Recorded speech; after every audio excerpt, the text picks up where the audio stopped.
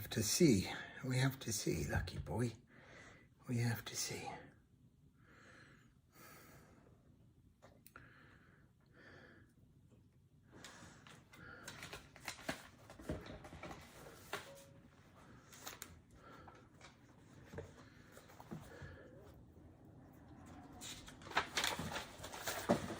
Oh, what are you doing? What are you doing? I didn't know you're such a bad boy. I did not know you're such a bad boy. I did not know you're such a bad boy.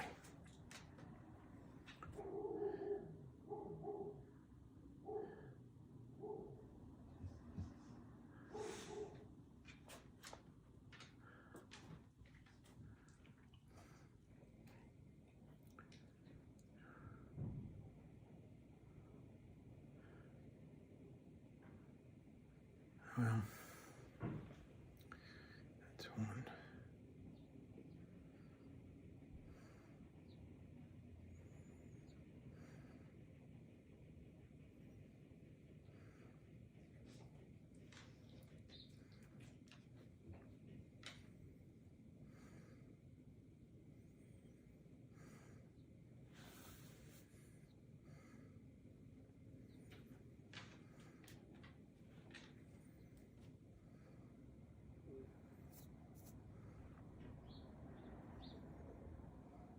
Hey guys, where are we rich yet? I did have a good lunch. My poor dog has to wait now until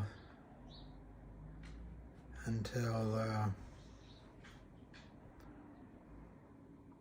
don't know how I'm going to be able to vote on this. All right, it's a Zoom meeting. Okay, so if I hit Zoom,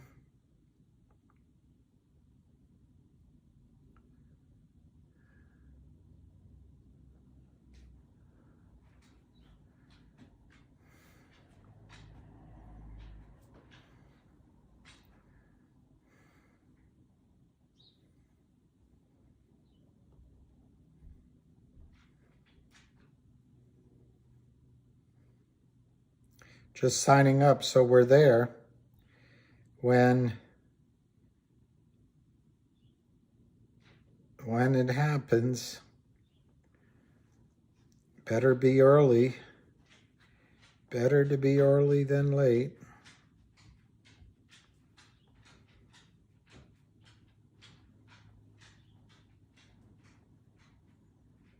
Okay. Continue. All right, so there's another meeting in progress right now. And I guess we're about 30 minutes early, right? I don't know how I'm going to be able to vote. That's a tricky thing. I got a proxy. Anyway, I guess they'll tell us how to do it. Let me see how everything closed. Afternoon. It was a good lunch. Are we rich yet? That's very funny. Lombardi time. Does he have good quotes? I should look him up.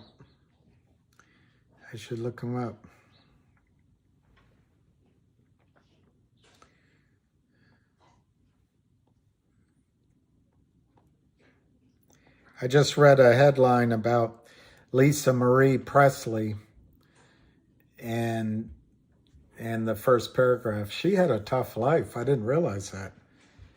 From the outside, it sounds so good, but then she found her father dead when she was 9 years old. That's got to be very difficult.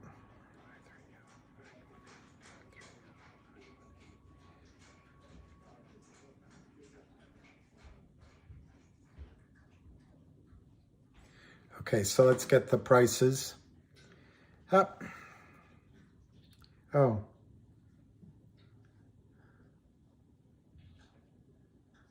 All right, I'll do that. Not sure why I did that. Okay, any quotes. Okay, GTII closed at 7,999 on 342,000 shares, down 5 cents. Obviously, the shorts know something we don't. You got to be in a hurry to get out of it. I'm being facetious. CRTD closed at 0.6928 on 668,000 shares, and I think you're going to hear today from directly, we'll hear it on the call, directly why it would be a bad idea to get out of that. And then there's nothing really that's gone green today. DBM kind of went up 0.019. So that's a minor victory. Finger 361 down 37 cents. Blowout revenue announcement. And the Lin Partners, who, by the way, the Lin Partners shorted 115 million shares that don't exist of Finger. But on top of that, Finger is trying to pay back the money they borrowed from the toxic firm, the Lin Partners, plus all the penalties and everything. They won't take the money back. Why? Because they're a trapped short. They're a trapped short. Unbelievable. Okay, and then CLNV. That one actually has a little strength. It looks like 0.074. I'm just following it because people asked me about it. I don't know what to think about that one. It's another, it's that same guy, Frank Benedetto. Wolf was down 89 cents, down 12 cents.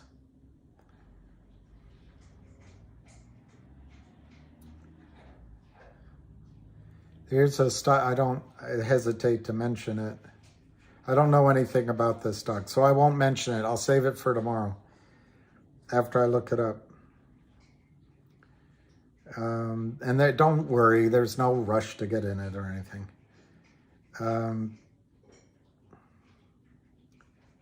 GoLogic closed up. That's nice, up 5 cents, $2. We won't get stuck on this one right now, but as you know, a few days ago, they're going to acquire Nest Egg for $30 million. And Nest Egg is a really interesting technology to bring investing and et cetera right to the mobile phone. I know there's some others that do that, but anyway, let's not get off onto that. Let's just stick with CRTD and GTII for the time being. CRTD, 69 cents. I'm just going to quickly... Son Nui, what news would you be most excited to hear from the CRTD? Merger or share reconciliation? You won't hear about share reconciliation.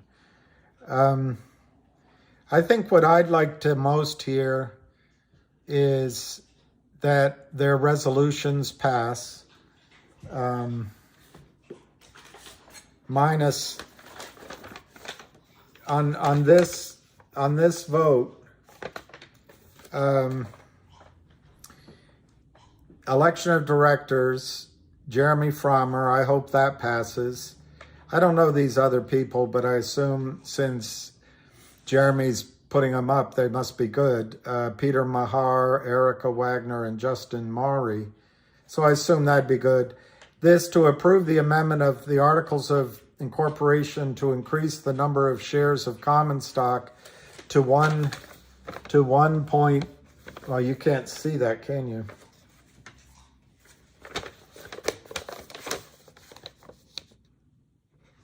To 1.5 billion. I'm against that one. I think that's just a pre-printed, pre-submitted question that I don't think is going to be relevant going forward at all. Then number 3, to approve the amendment to the corporate articles of incorporation to effect a reverse stock split. I'm not for that at all. I think a reverse stock split is a disaster. But again, that was in here when the stock was 6 cents a share, 4 cents a share even. And as far as I know, he hadn't met our investor group. And when I say I'm being very liberal with my we, because I'm not part of the we. So anyway, I think that's another sort of proposal out of time. They're not going to reverse split the stock. To approve the company's equity and incentive plan. I don't know what it is, but sure, why not? To approve on a non-binding advisory basis the compensation of the company's named executive. I don't know what it is, but why not? And then there's a vote about the frequency of executive compensation votes being every year. I'm not smart enough to figure out why it should be 1 year or a different time, so why not? And the proposal to ratify Rosenberg, Rich, Baker, Berman as the public accountants. Sure, why not? So none of those things excite me other than once approved, Jeremy becomes a member of the board, and these all seem just, matter of fact type items. What I would like to see is they give a record date and approval for the distribution of the OG collection, and they define it. It could be both. It could be both as an over-the-counter company and an upstream distribution, trading on upstream's blockchain exchange. Or it'll just be on the upstream. I don't know. I hope they clarify that. But the number one thing is if they give a record date, that gives pain. My prediction, pain. Gives pain to the shorts, to the Lind partners and the whoever their prime broker is. So that would be, to me, that would be great news, simply because it's something that Jeremy can control. It's something he could announce right away and effect right away. It's something that causes pain to the criminals, and it's not reliant on any other thing. So that's the one I think I would be most excited to see. The second thing that would excite me would be approval of the takeover by GTII for $100 million agreed. That would be great. I don't think it would would create any immediate event, depending, because we don't know, because it would then go back to GTII for their proposal. But it would be wonderful if at this meeting they could announce that we all as shareholders have agreed to be bought by GTII at 80 cents a share, so 125 million restricted shares. Locked in stone, definite. Therefore, as the shorts try to destroy the deal, that's one of their weapons. They destroy any agreements by lowering the price and putting division between the negotiating parties, because obviously the shorts know what the stock should be worth.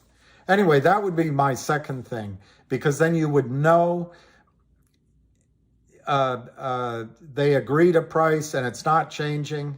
In my example, 4 shares of GTII for 1 share of CRTD. But don't be disappointed if the deal comes out for 3-to-1 or something.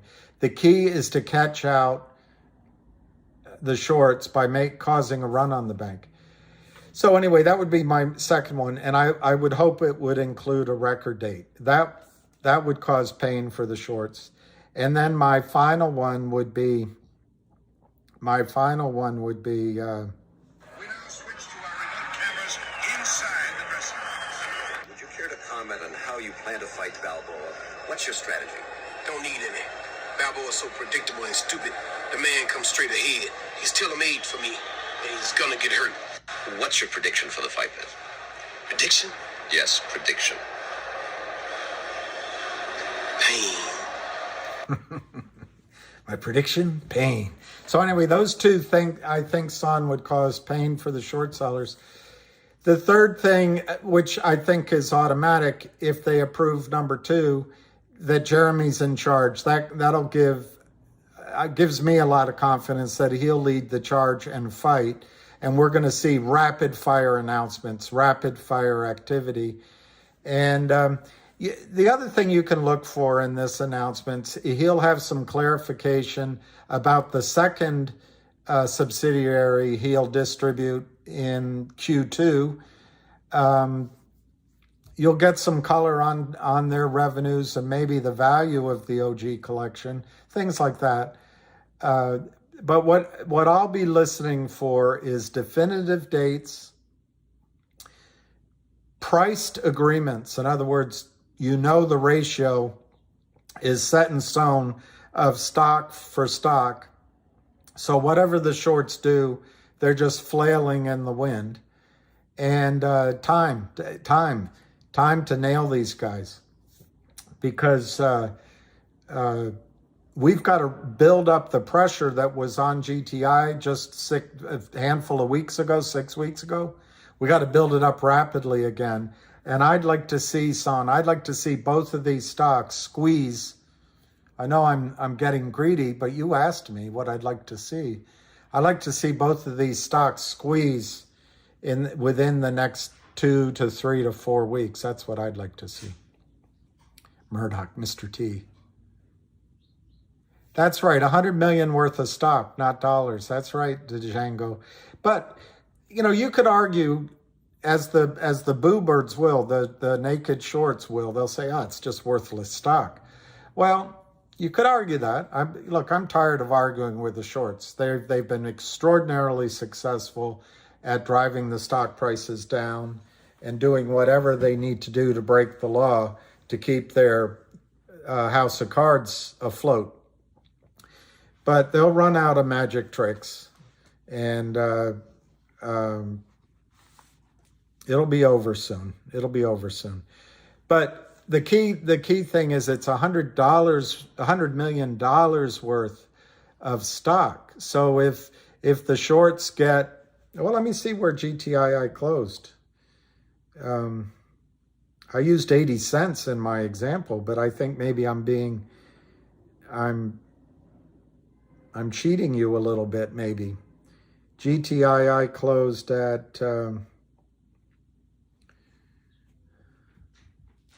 0.7999. I don't think I'll recalculate it. I'll use 80 cents.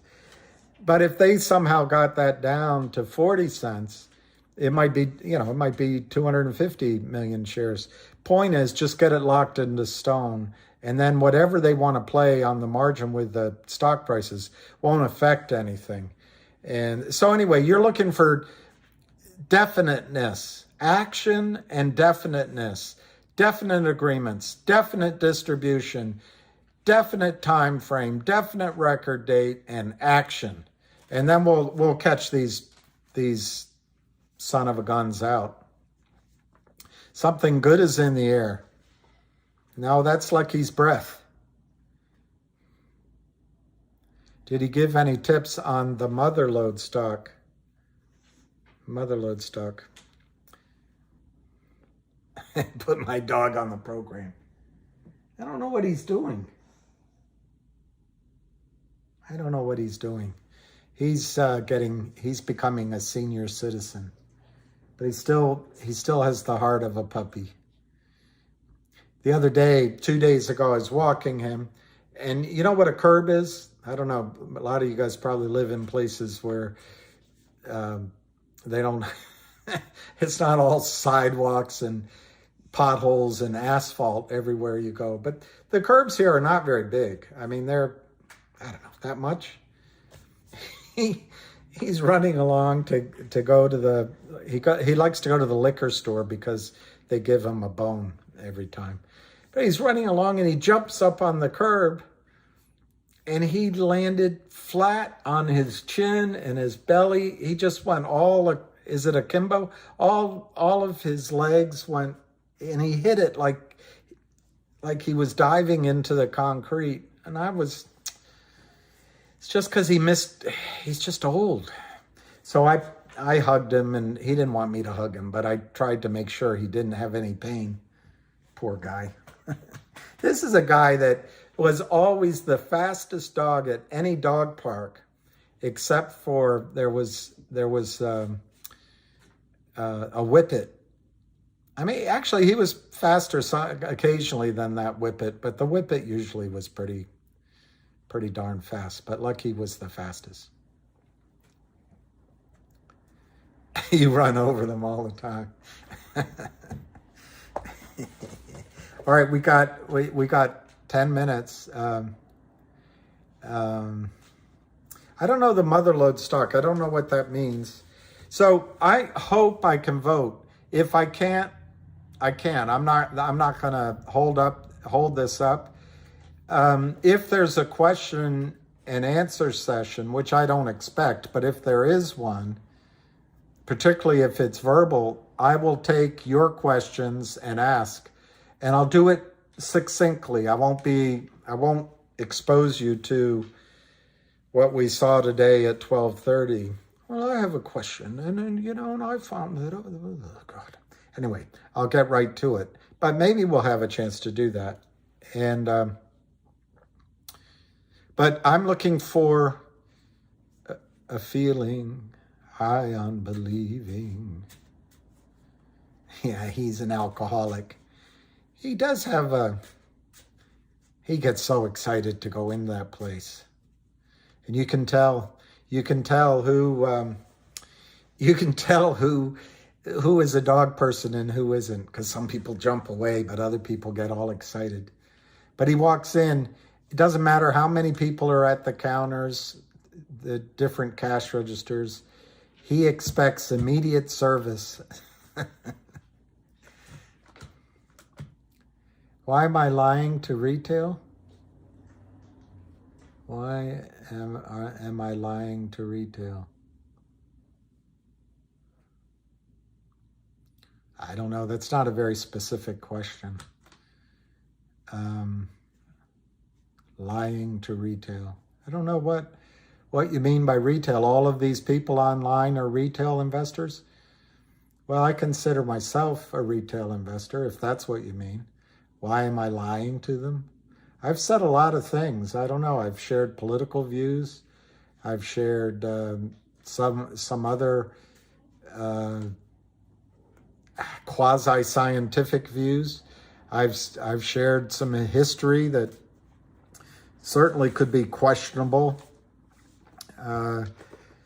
I've even discussed God a little bit. I haven't discussed golf or football because I don't know anything about those subjects. I've talked tennis. I don't know. I guess you'd have to be a little more specific for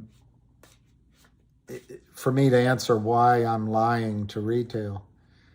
It reminds me, my dad told me that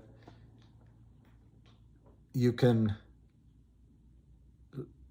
lie while you lay, but you can't lay as you lie. I don't know, it's something like that. But anyway, you'd have to give me a more specific question so that I could respond directly to you regarding one of my lies. I wish I were good at lying, frankly, because it would make life easier in the moment. Hey, Dylan Reed, nice to see you. Yep, we're going to put on the CRTD call. We're going to need a song soon. There, my sister has this memory for songs, and I was at dinner with her and neighbors the other night, and she hates it when I remember a song, because I'll remember one line and Carol will remember the whole song. I think the one I remembered the other night was turn them on, turn them on. His sad songs say so much. Something like that. Of course, she remembered the whole thing. Oh, Simon. Thank you, Simon. You guys, so Simon, you must be part of the racketeering group that's shorting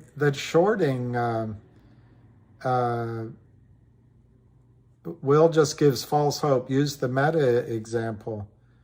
Simon, you guys are all in the negative on CRTD, and Will is just going to pump and dump you.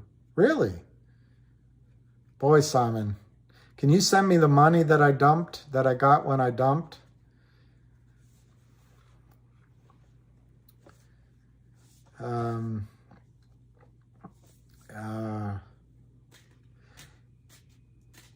Thank you, HD Myco. I think you're going to be happy. And when it goes to $1.80, pet a dog somewhere. Hug a dog and tell them it's from Lucky when you make some money.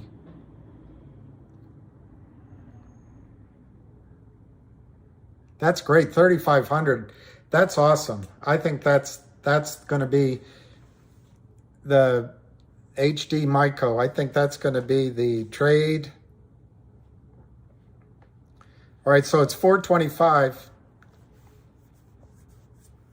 I do need a moderator in more ways than one, Linda. When I get worked up, I need someone kicking me under the table, moderating me. Out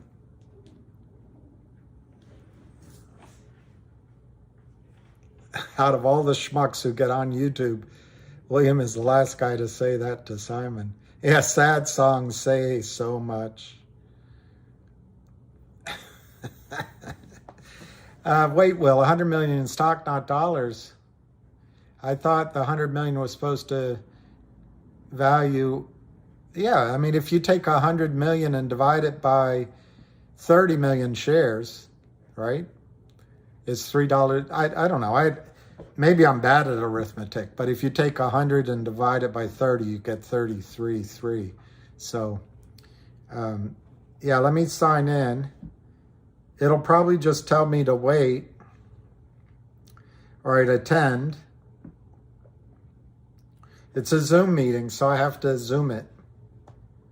I have to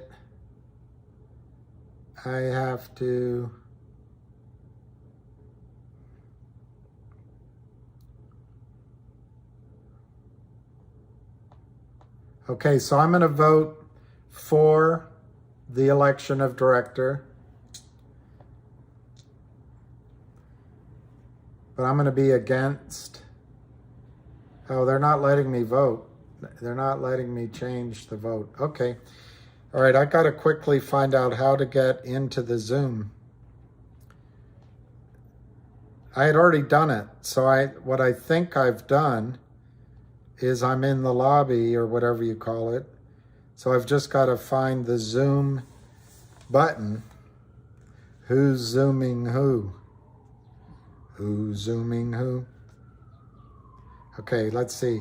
All right, sign in. Connecting. The webinar has started. Pinch out for a bigger view. All right, isn't this exciting? Who's Zooming who?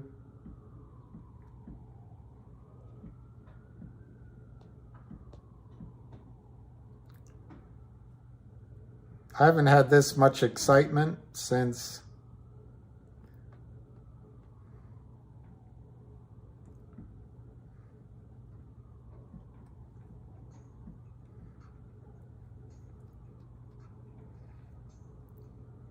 takes a long time.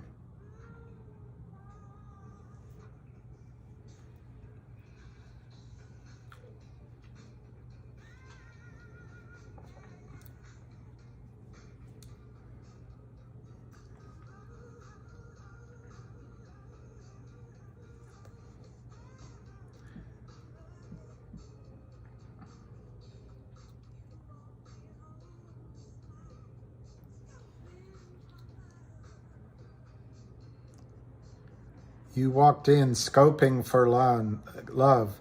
In the crowd, I caught your eye. You can't hide your stuff. You came to catch. You thought I'd be naive and tame. You met your match, but I beat you at your own game.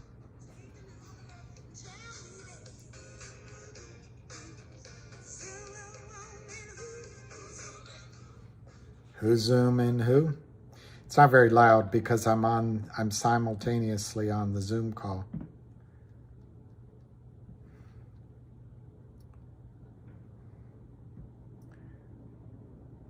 Well, here it is. So you see that we're not missing anything.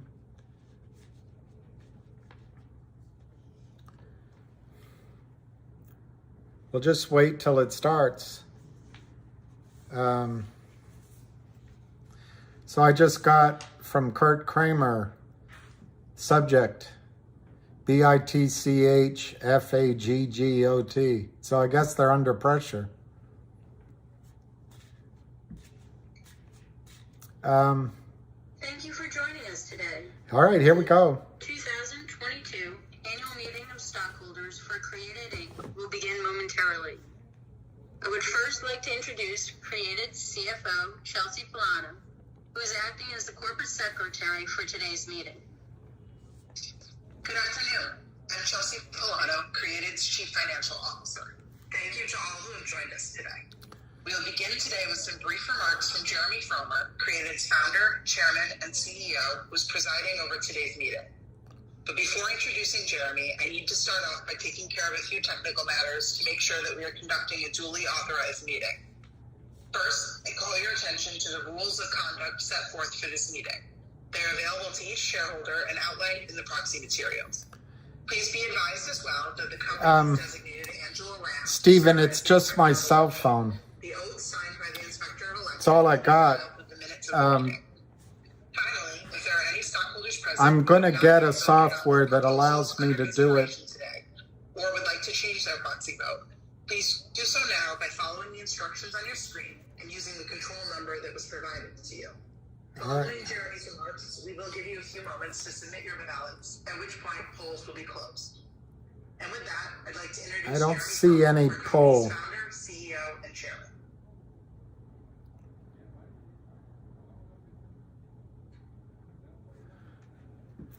I'd like to see him.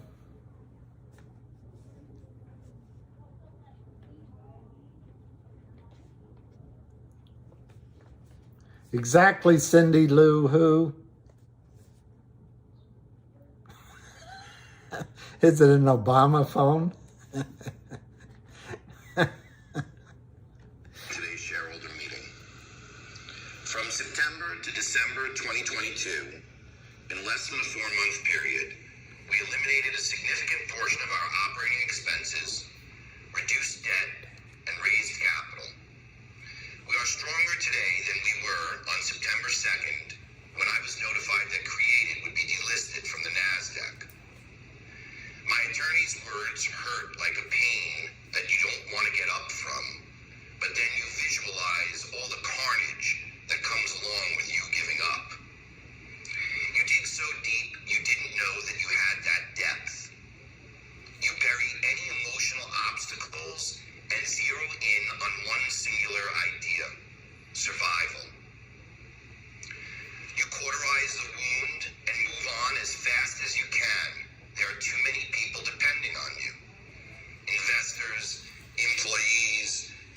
investors, clients, friends, and family. In today's market environment, a CEO has no choice but to fight on a battlefront that was never intended to be their field of glory. The vast majority of CEOs in publicly traded companies are literally at war with the very same people they need to work with, and they are not armed with the right tools to win. This race against time to reach profitability has become a noose around the neck of entrepreneurs who in the last decade attempted to access the public markets to build a company. Look at the charts. They speak for themselves. Data doesn't lie. The public markets, particularly the OTC and small cap NASDAQ and the over 20,000 stocks that trade there, were established to facilitate the American entrepreneurial dream. But that is not what it has morphed into. Today, a CEO of a publicly traded company requires an amazing team to run the day-to-day operations so that they can actually fight market headwinds and investigate technicals of the day-to-day movements of their stock. And while there are opportunities in this process to uncover nefarious enemies, it turns out the true problem is far more systemic. Up until a decade ago, this systemic risk remained largely at the fringe. And I would even venture to assume that the larger institutions were aware of the problems, but lacked also the tools to combat them. In an age of technology, when demand began overwhelming supply, the machines that provide liquidity to the capital markets did not adapt to the monumental increase in demand for small cap and micro cap stocks. Without adjustment to the fundamental mechanism that fills electronic orders in the 21st century, the machines were driven to create a supply to balance demand without recognition. From a risk perspective, it posed the following threat. Generally speaking, when stocks with micro to small market caps experience an increase in demand from retail investors, it has the effect of abnormally expanding the shareholder base far above its authorized shares. A company can literally wind up with short positions in their underlying stock that far exceed the availability of the float. All of this is possible because the market-making book and stock loan desks are just one of many businesses that answer up to institutional central books. Think of the central book as the reconciliation point of all outstanding positions from all business divisions and portfolios associated with or in the institution. The central book includes things such as equity positions from convertible bond desks, retail desks, proprietary merger arbitrage books, let alone index arbitrage. It includes any portfolio it is responsible for, and there are many. The central book reports net positions to regulators and SROs, a self-regulated organization. If the central book reports to regulators that it believes it can obtain a bona fide borrow on its short positions, then the regulators or SROs can and often do take the institution at its word. Bear in mind how the ultimate report goes up to the regulator. It is a macro report, meaning the regulator sees billions and billions of shares summarized such that they understand as a broad nature where the institution is on a net basis and from a risk perspective. Meaning they see how many shares are short in totality. And does the institution believe it has a bona fide borrow for what it states that totality is? It would require many people investigating on a much deeper level should they want to verify the full truth of that macro statement. And even then, this investigation is often only a sampling of transactions. This sampling authenticates the belief that the institution has a bona fide borrow. There are occasions that require the regulators to dig deeper and go through every individual position, but that is very rare. At the root of all of this is a lack of transparency and a reliance on legacy platforms that actually no longer guarantee the safety of the retail investor. It took nearly a decade to see an increase in demand that has now led to short conditions in the markets that could potentially have a contagion effect that ultimately finds its way into the mid-cap and large-cap space. This would create the need for a reassessment of valuations within the stock market as a whole, given what has been the creation of a synthetic depression of valuations. This synthetic depression should not have occurred under normal market trading circumstances. Algorithms should not have continued to fill retail orders irrespective of locates.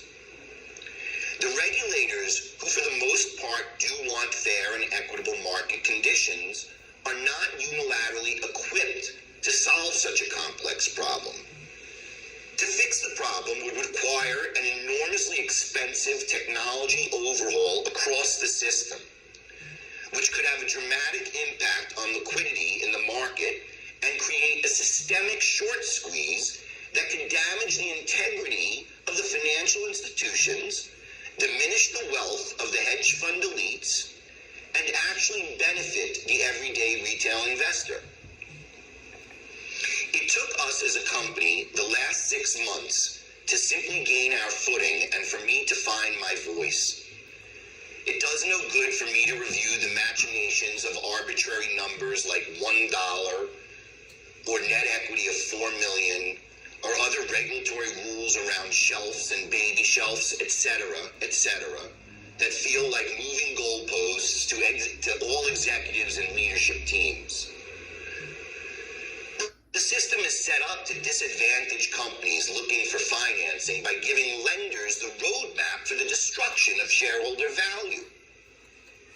Algorithms do not care what a company does. They do not care how many employees you have. Algorithms were built for one purpose: to make money for financial institutions by figuring out how to approach trading on a purely statistical basis and exploit an arbitrage. As such, shorts driven by algorithms, let alone nefarious players behind them, do not benefit the market as the idea of shorting was originally intended to do. In fact, it is demonstrably shown that it has the opposite effect. Simply put, algorithms are taught to smell blood in the water. How is that good for any market? I heard rumors of systemic risks to the market years ago, but I did not believe it until I experienced it firsthand. To be clear, the risks posed to the market are akin to the opposite of a flash crash. They could inflict damage on institutions that are short-biased, that seem too big to fail. The financial sector is at a turning point, and so is our company, Created. To that end, I want to reassure all of you that we will continue to work tirelessly to ensure that our stock is fairly traded. This battle is fought on multiple fronts, including the media, the political landscape, and within the regulatory environment. We are a technology company, one that has a tremendous understanding of the power of data and, more importantly, how to apply it to achieve maximum gain.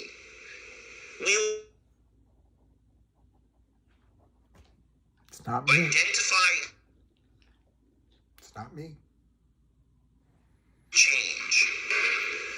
Our team is determined to complete the spin-off of its subsidiary media asset OG Collection Inc. to Created shareholders in Q1 2023. Personally, I am excited to see Created list on an alternative blockchain exchange as early as January. We are continuing dialogue with GTII Global Technologies Industry Group, as well as other interested parties. While we have created a lean operating machine, we have miles to go before we sleep and many battles to win along the way. The next year of Created will be one of continued reduction in operational expenses and the stabilization of revenues, while we continue to face down whatever headwinds come our way. Finally, the next year of Created will be defined by uplisting our company to a national exchange and generating long-term value for our shareholders. I would like to thank you all for listening today and look forward to taking your questions on Twitter and through other social media channels. He mentioned that they're listening to other buyers. Let me see if I can ask a question. Angela Lamb. Thank you, Jeremy. At this time, we'll pause briefly to give you a final chance to submit your ballots, at which point the polls will close and preliminary results will be tabulated. Final results will be reported in a Form 8K to be filed within 4 business days.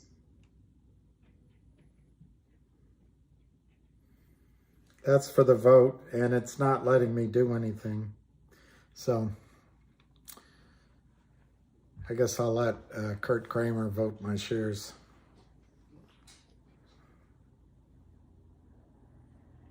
It's not letting me do anything.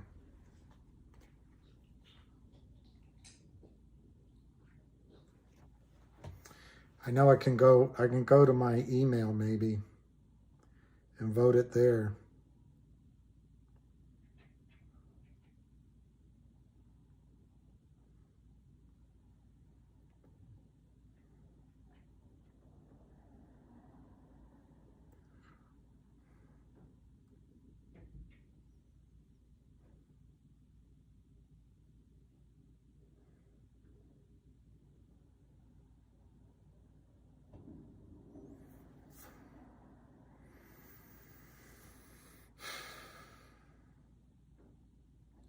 Anyway, she's not saying anything, so I guess they're counting the vote. I can't vote. I am a little, I guess other people could buy them other than GTII. I don't know what to make of that.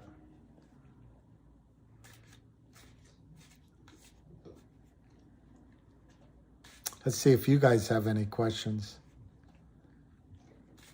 Yeah, this is the CEO of...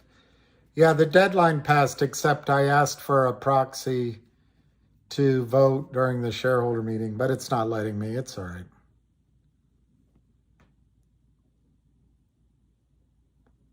Barry Clouth, I don't think the shares are worth 0. I bought them too, but they do show 0 in my account. But MMTLP was given to you in return for your cash at settlement. So the brokerage system, whoever you want it, wherever you want to lay responsibility, your broker dealer, the other side's prime broker, the other side's broker, guaranteed delivery to you of shares of MMTLP, which, because you paid for your shares at or before record date, means you're entitled to 1 share of NextBridge for every share of MMTLP. That doesn't go away just because they put a 0 in your account. Why could they put a 0 in your account? They could be doing it because there's no outside valuation service that's giving a value. So they've given you kind of a entry QSIP number. It might be real or not, I don't know. But there's no outside daily service that prices it. So they have no choice but to give you a 0. Doesn't mean it's worth 0. It does mean you can't have access to your money right this moment by selling. It does mean you missed out on the short squeeze potential. Those are true. But the NextBridge is a valuable company, and the system, again, wherever the responsibility you want to assign it, owes you 1 share of NextBridge for every share of MMTLP you have. I watched a video the other day that's valuing that at over $100 a share, which agrees with my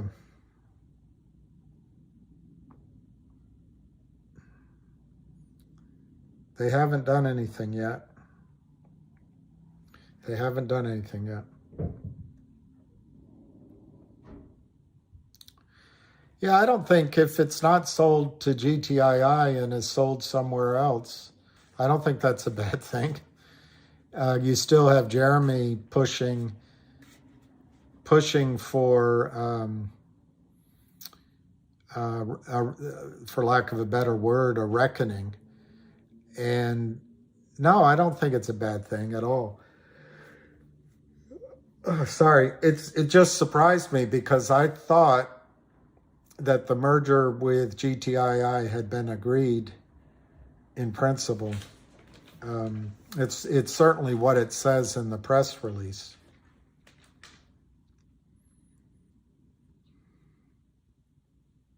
Yeah, the link is, let me see if I can give you that link. I'll try.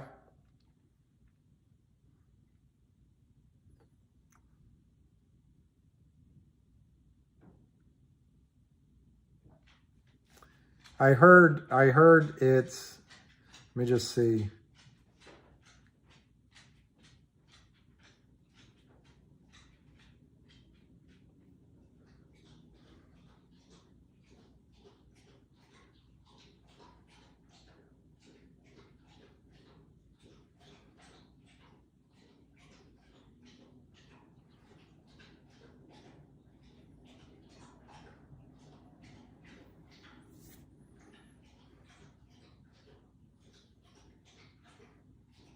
Oh, I see. I need my control number.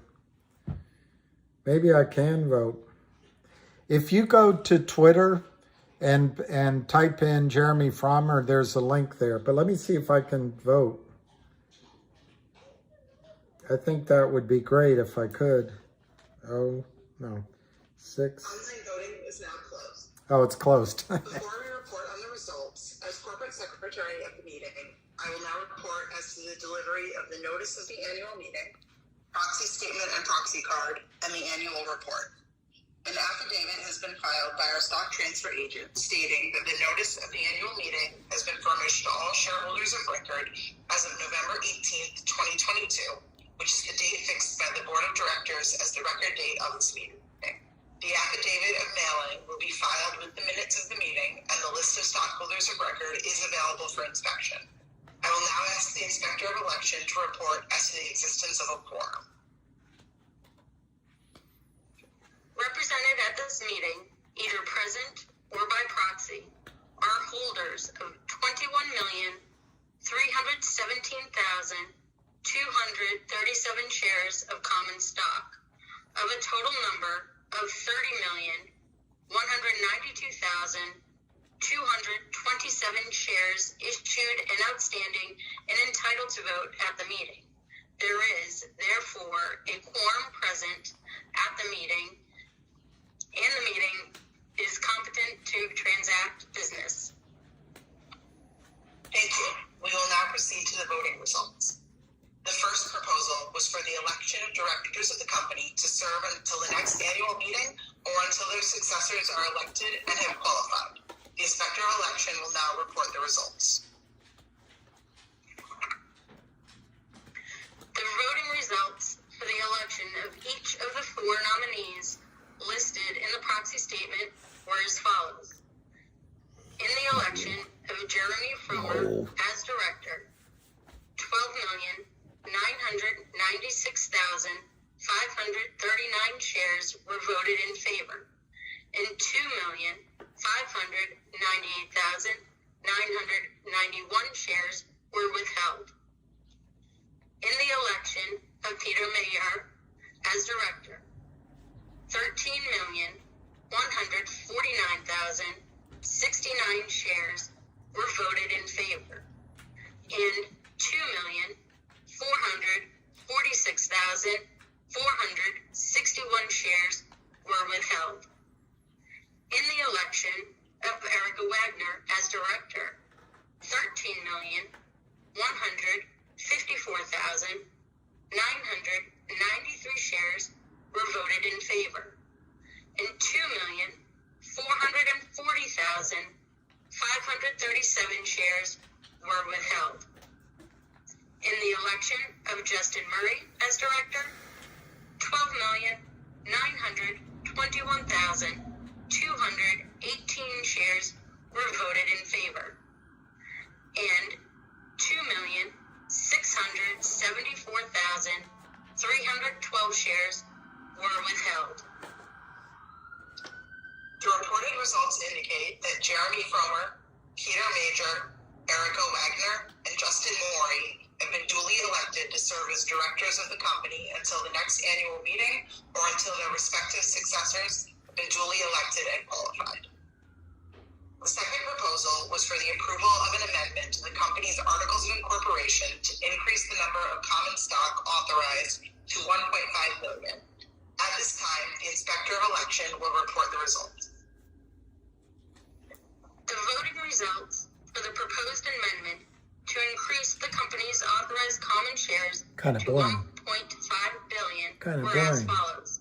Kind of boring. 15,490,469 shares of common stock have been voted in favor of approval of the amendment.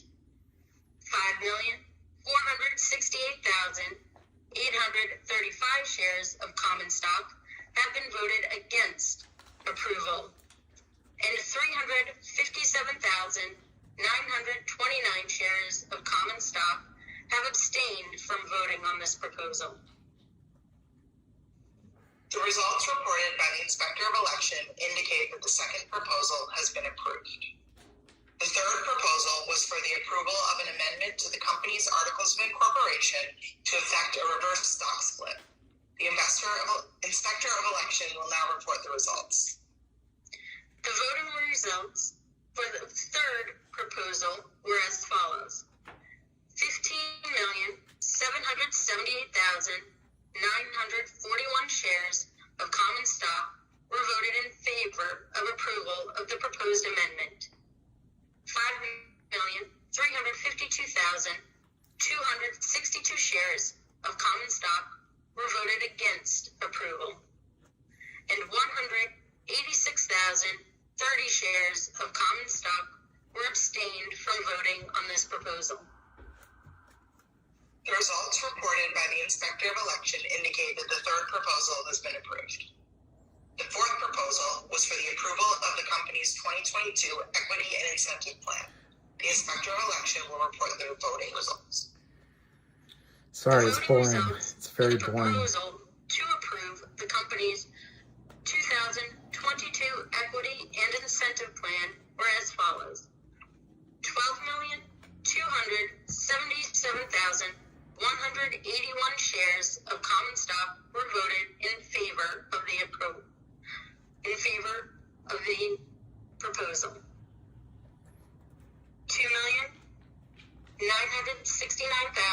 2,969,855 shares of common stock were voted against approval, and 348,494 shares of common stock were abstained from voting on this proposal.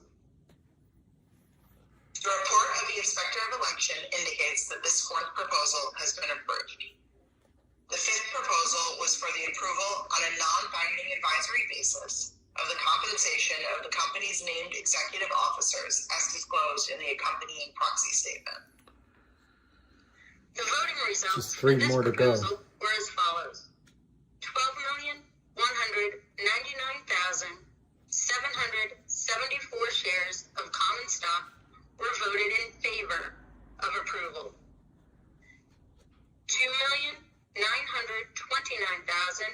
2,929,471 shares of common stock were voted against approval, and 484,285 shares of common stock were abstained from voting on this proposal. The results reported by the Inspector of Election indicate that the fifth proposal has been approved.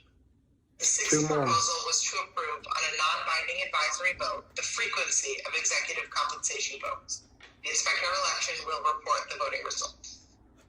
The voting results for the sixth proposal were as follows.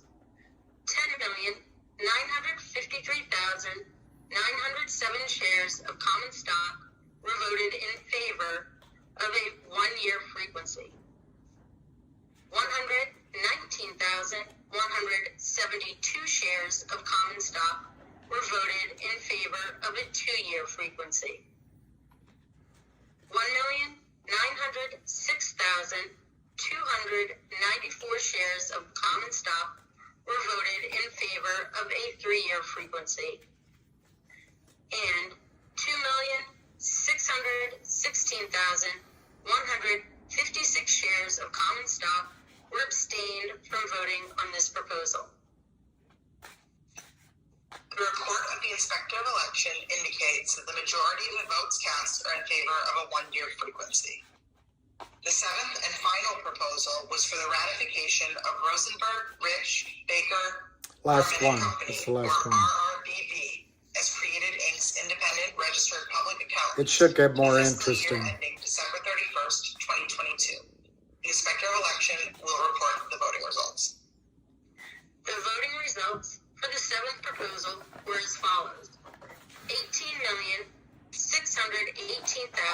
18,618,198 shares of common stock were voted in favor of the proposal.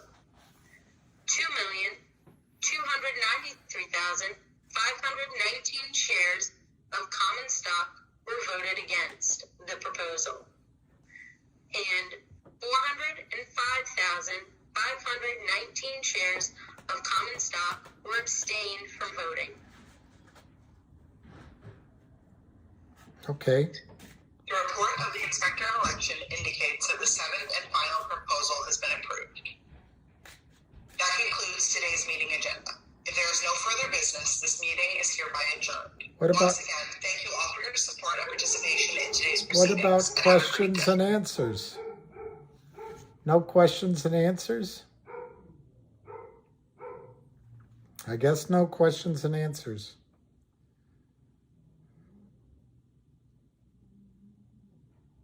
That's disappointing.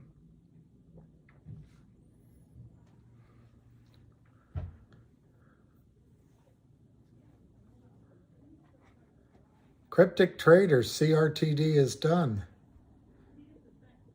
It was about CRTD.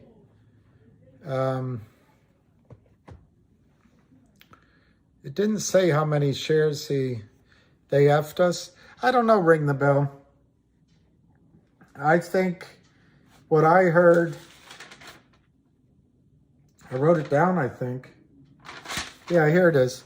The one thing that I heard that I think's great, he is committed to distributing the OG collection in Q1 2023. And he said for his own, I forget his exact word, from his own perspective, he wants to get it done as early as January. So I took that as a real positive. They're talking to GTII as well as other suitors. As Son pointed out, I don't think that's a negative. As long as he keeps it on a pace to get it done quickly, I don't think it matters who buys it. But I think it'll be GTII. I think that's pretty clear from the news announcement. Uplisting by the end of January. GTII may well not waste their money buying out CRTD. All dilution, no value for shareholders. Josh Moore.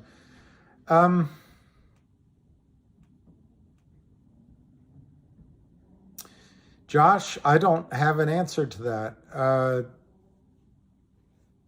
because they'd be buying the stock well above what it's trading for right now.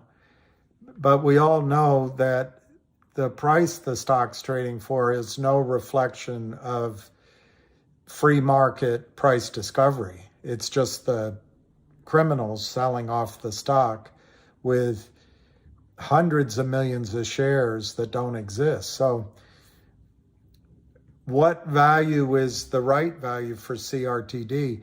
CRTD used to trade as high as $20 a share and traded at $10 a share. Its situation has only gotten better from then. The only difference is criminals are selling stock that don't exist.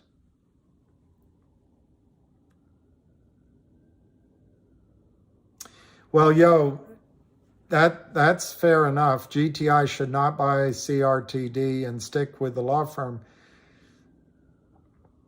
I think that's fair enough. But what I don't think we as a group know, I don't know, is what the strategy is in the discussions they had. If by merging, if GTII by buying CRTD is stronger because Jeremy is running the combined company and it causes the system, I don't know what else to call it other than the system, the Wall Street fraud system, to need to get real shares of GTII in order to fill your account with real shares of the new co. I think that would be great. That causes a short squeeze. Upstream is major if they can get it. Well, the reverse split is irrelevant if the two merge. The reverse split, I think, was an act of desperation. When he said it, I didn't write everything down, but apparently on September 2nd, he got a notice from his attorney that CRTD was going to be delisted. And that's what Kurt Kramer and the Lind partners try to do. They try to get the stock down, and it doesn't say what the price was, but I know it was at least around 4 cents or 5 or 6 cents, something like that. So it gets delisted, it goes away. So the criminals, Kurt Kramer, Seth Kramer, Charlie Mayo in the case of GTII, Philip Vallier and Easton and Kim Hai-Ling in the case of the Lind partners, they get it down to zero or point as effectively zero. It's delisted. They don't pay any tax.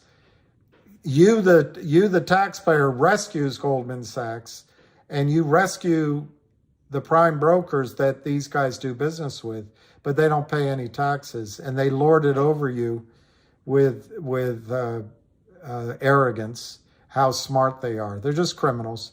They're worse than people that walk into Duane Reade with a gun and steal cigarettes.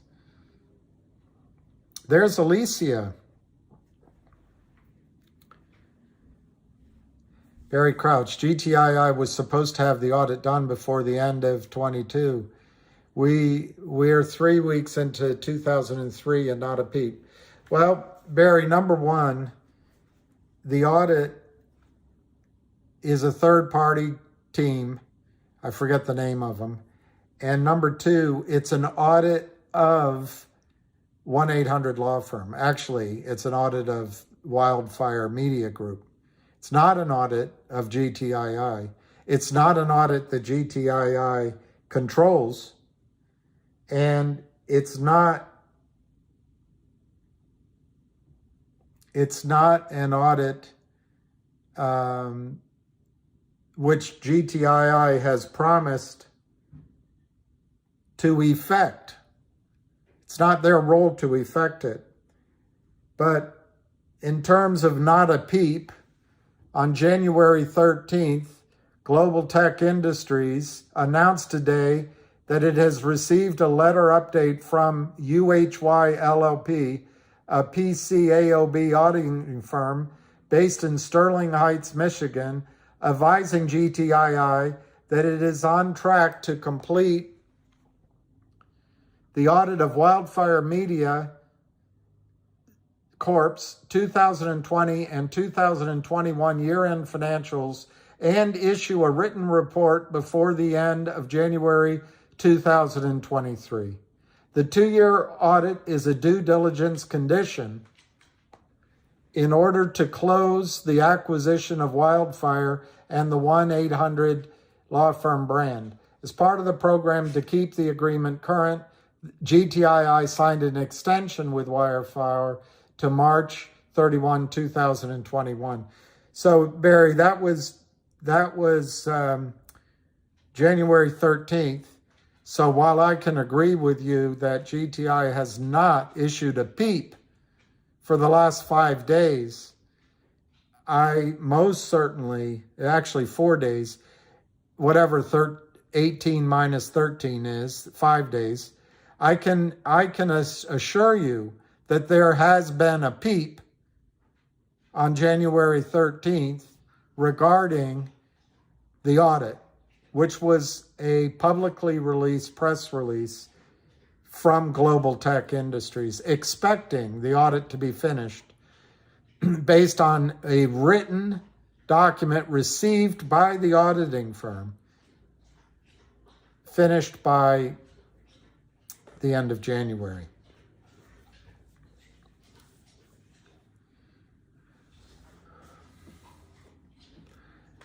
Well, I know the MMTLP there's a lot of work everyone's going through, and I admire the brain power, but it's still only a month and a half since it happened. The issue is the system sold you 1 billion shares that do not exist, shares I bought. How do you expect the system to create 1 billion shares real overnight? I think it's asking a lot for the system to come up with an answer. Obviously, they should have left the trading open on Friday and Monday, and that would have resolved a lot of it. It would have cost the system dearly, but it would have given cash into y'all's accounts. But remember, when FINRA stopped trading, they trapped the shorts as well. So as Wes Christian, apparently on the call today, he's been hired by a group related to it. I forget what he called those 4 investors, Firehook or something. They're going to find out who those shorts are and where the money is and who broke the law. And you know the rules of racketeering. They're gonna be in trouble, the shorts. So MMTLP, I just, on the one hand, it's too soon to expect the results of how they're going to fix it. On the other hand, they made a massive blunder not leaving the trading open, but it hurt the shorts as well as you. And I've stated many times that the answer is so blindingly obvious, I can't believe they're not falling all over each other to do it.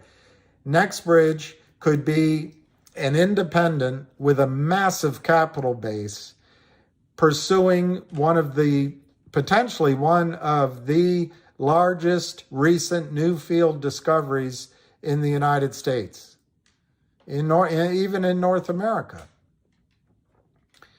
And they could do it without the restrictions of ESG. They could do it without the restrictions of a private equity firm or a hedge fund telling them that they'd have to dedicate their cash flow to pay off the hedge fund. And they could go out and acquire, where only they probably know, the acreage to flesh out their massive position and get to drilling and keep their leases and have, in my estimation, at least $100 billion in their kitty, maybe more. It's beautiful for them. What they'd have to bury is their need to get the shorts put into prison. Secondly, they'd have to issue to you all shares. So they'd have to create enough shares to balance the books.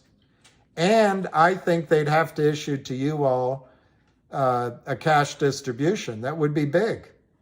My guess is they give you shares that are worth $200, $300, $400 each. And they give you a distribution of, I don't know, $50 a share, $100 a share. All comes out of, quote, the system. You'll be happy, but you have to give up your right to sue and put the shorts in prison. The criminals walk away scot-free. Now, what the criminals get is no discovery and they don't go to prison, but they have to disgorge everything, probably everything they've ever made, everything they own, with the exception of what they've put in their wives' names, probably. They essentially have to walk away from the industry without anything. Now, I don't know if you're going to be able to restrict them in terms of ever trading again, because it'll be part of a settlement. But they won't go to jail. The prime broker gets massive obligation to pay out money, but they don't get criminally charged. No one does. Same with the broker dealers. Same with the on both sides, broker dealers on both sides. And then the DTC backstops it. Everybody wins, except the lawyers. But you build into the structure paying the lawyers a ton of money. That just seems so obvious. But it probably won't happen now because there's too many lawyers involved. And it's going to be hard to get releases once so many lawsuits have been started. And it feels good that I'm going to go get those people. They stole money from me. I'm going to get them.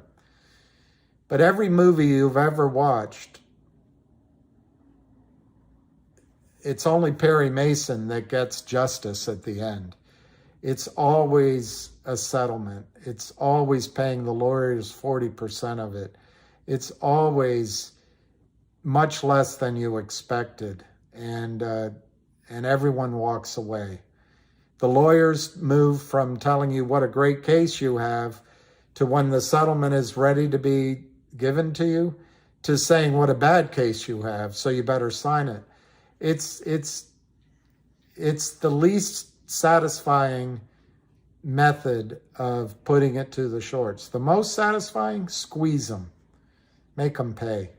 So you have money in your pocket and they can't afford to go on with their criminal lives. Can the brokers issuing the fake, Dave M., the fake shares liquidate positions? Not sure the import of that question, but they are not allowed to sell any shares in your account without your approval. I get conflicting input that if you have a margin, well, I know if you have a margin call, they can sell shares. But if you have like a cash call created because of an annual fee that you didn't pay, and you owe $250, and maybe they have your private shares there, can they just sell them as a big block to cover the $250? I think that'd be a hell of a lawsuit. But that's one area where they might be within their rights. But no, they cannot liquidate your shares. They cannot liquidate your shares. Oh, small grievances, Daniel Whistleton. Okay, no lawsuits. That's good. Well, Ham will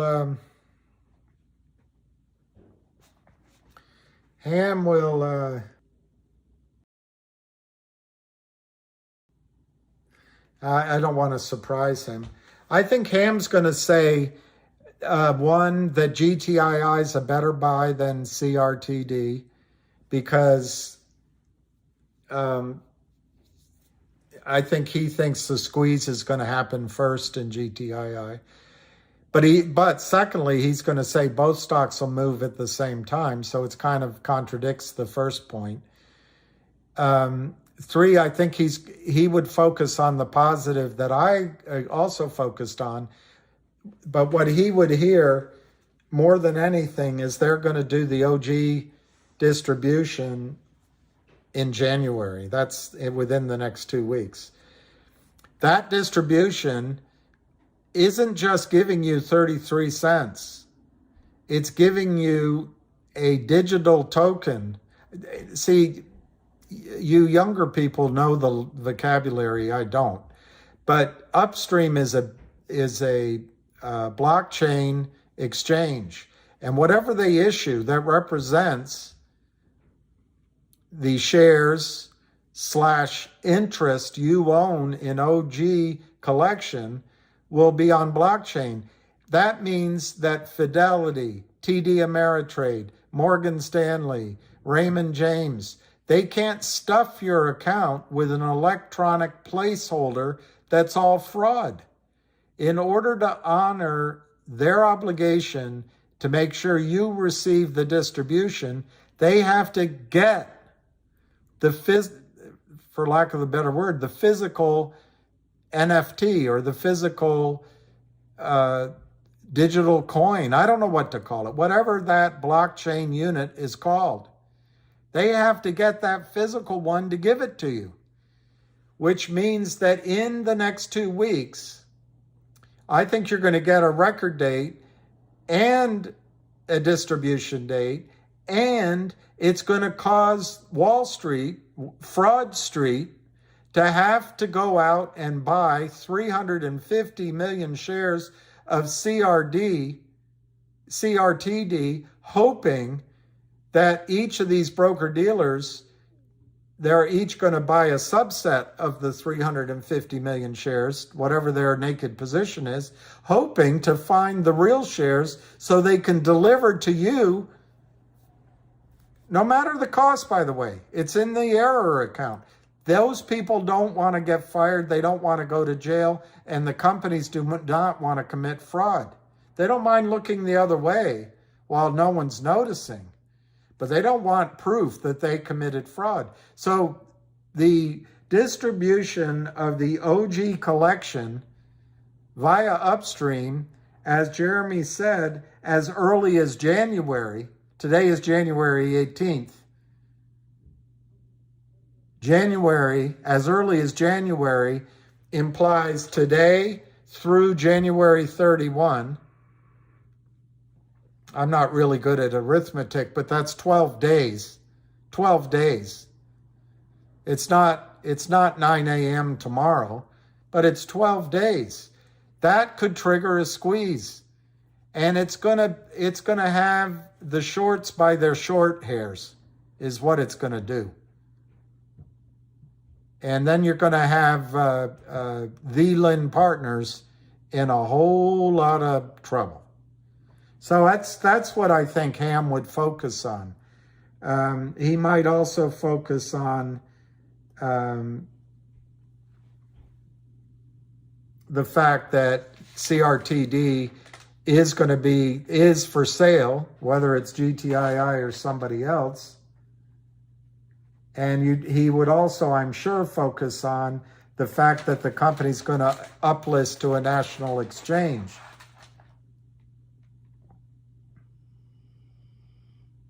I can't read my number. Oh, and they worked on costs. I don't think he'd care about that they were working on costs. He wouldn't care about that. He would just be focusing for you, Ham would be, on the things that are going to trigger a squeeze. And I think there's 2 or 3 things here he'd be really excited about. I will try to get Ham on a call here, maybe in the morning, midday. He might be playing pickleball. Or later in the day tomorrow, and we'll get his reaction, and it won't just be me assuming what his reaction is. Dan M., how much do you want to bet CRTD does the reverse split as a surprise, similar to COSM, and the brokers don't automatically cancel the super low GTCs that are out there, allowing short covering at a discount? I'll take that bet, Dan. How much do you want to bet? Give me a number. I'll take the bet, Dan. I'll take the other side of your bet. We have to come up with a number.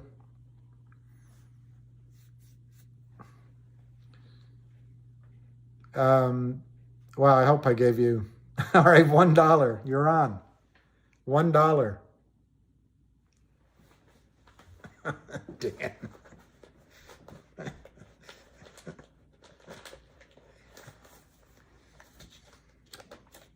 There you go, Dan. $1. I'll put it here. I'll put it right there, and I'll never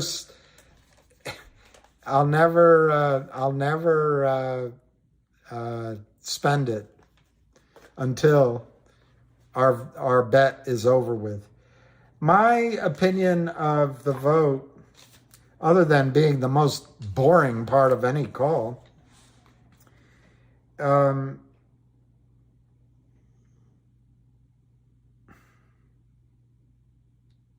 was surprised how many votes were in favor of issuing 1.5 billion. That it was over 15 million shares.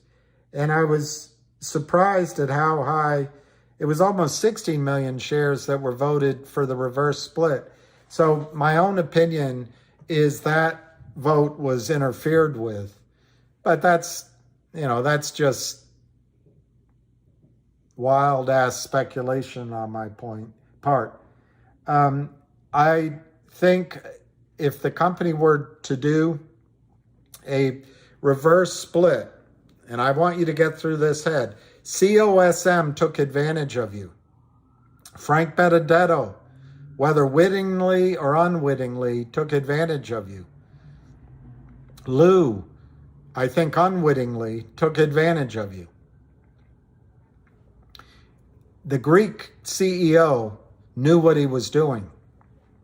And it was a canard, what was told to you. But the reverse split, CRTD has 350 million shares naked short. Naked short sounds like a strategy. Counterfeited, fraudulent shares in non-existence. 350 million. If you did 100 or 10 to 1, 350 million. Yeah, if you did 100, if you did 10 to 1, you would come up with 35 million, right? Shares outstanding. Naked short. Well, what that does, it reduces the carrying costs for the naked short, the criminals. It reduces the margin call for the criminals from millions, maybe down to hundreds of thousands. That's on the operational side. So it makes it less expensive to carry their losing position. And then by reverse splitting, you change the price from 79 cents to $7.90. It sounds familiar, like COSM. All of a sudden, the shorts can start counterfeiting again from $8 down to $2, $3, $4, whatever they can get it down to right away. They get to take more money out of the system on fewer shares. So you're just helping the shorts. It's not going to happen. It's not going to happen. This guy Frommer is not going to do it. I don't know why he left it on the vote, other than I think it takes so long to get approval from FINRA and SEC for these things that it was just better to leave it there for the vote. But no, I don't see that ever being implemented. But there's a risk. I guess my comment on it, I would have preferred that it had failed. There's always a risk that, for some reason, it's a risk level I wish weren't there, but I don't think it's going to come to fruition. CRTD will dip because all retail will see dilution. He didn't say that. Nuno Texas game.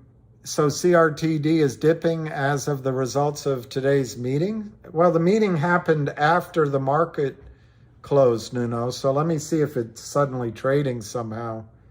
I don't think there's an active market in the shares right now, but let me just see, because I can always be, I'm always ready to learn something new. There is no trading in CRTD now. So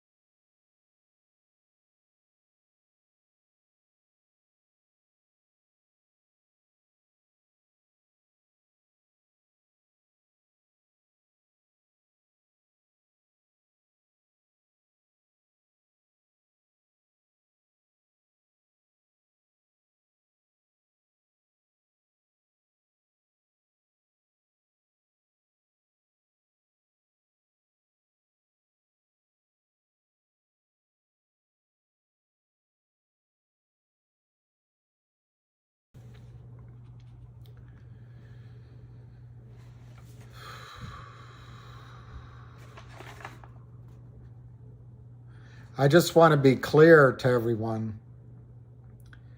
Just because this passed, this reverse split passed, I personally absolutely do not think it's going to happen. There's zero chance of it happening. In terms of the statement that Jeremy made as number 2 on his agenda, he said that they are in deep conversations and listening to, I think he said offers, I didn't write it down, but it was some word like that, to GTI as well as other interested parties. I personally believe that it will be GTII acquiring CRTD. I don't know how more clear I can be about that. I also believe, as I've said, it will be $3.33 a share of stock. So anyway, I guess there's a lot of room for misunderstanding. I think the call was excellent. I think the Jeremy's statement that the OG collection could be distributed in January, could be, he didn't say it would be, is excellent. And I think these two things they voted in are just, they're there. They voted, as you guys keep asking about. But I don't think it has any impact on what is going to happen in the future. I think they were just written back in September, prior to all of this other activity. Jeremy's been working hard. GTII's been working hard. A lot of people behind the screen have been working hard to take down the shorts. So I don't know what else to say.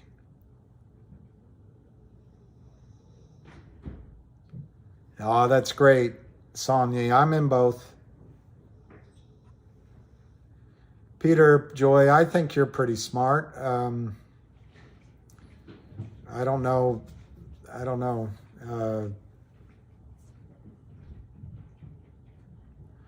If GTI buys them, then it's all useless nonsense. It's all useless nonsense. I don't know about that. I don't think it's useless nonsense. I think it's very simple. You're trying to cause a run on the bank. You're trying to cause the system to have to deliver more shares than exist. And, or to say it more accurately, deliver the shares that exist, but they've put in your account more shares than exist, so they got to buy those all back. It's all you're trying to do. And can GTII hit more than 18? Oh, the reverse split and dilution. I don't know why it had to remain in the vote, but I 100% do not believe there will be a reverse split. Zero chance of a reverse split. Zero. And zero chance that they will increase the authorized shares to 1.5 billion. The outstanding shares. Whether it's authorized or not doesn't mean it doesn't matter anything. But they won't use those two clauses, 100%. You could argue it'd be better if they didn't get voted, sure. But it's not going to happen. It's just my opinion. Well, it could be a last resort. It could be, did someone from MMTLP ask about getting MMTLP on our truck? No, but we could do it, John. I'm more than welcome, more than willing. I think in a squeeze, GTII will go to 1,800, 1,800. But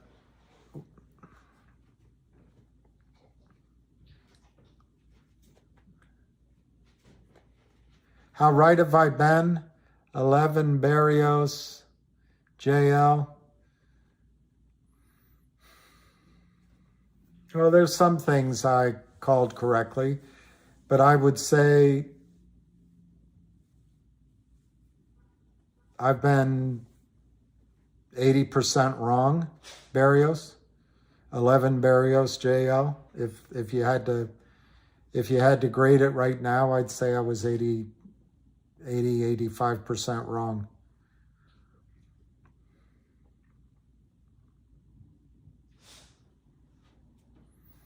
Well, Dan, I'm not sure they would need the extra shares to fulfill a sale, but they might need the extra shares for corporate flexibility, whether they acquire some, who knows? It's hypothetical situations.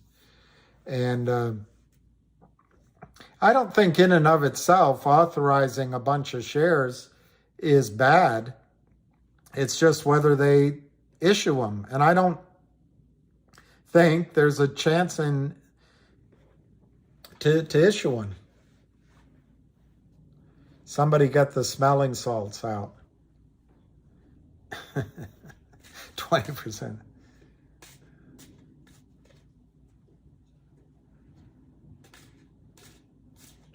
Yes, I think they sleep very soundly. They use alcohol, other drugs, and hey, Tricia.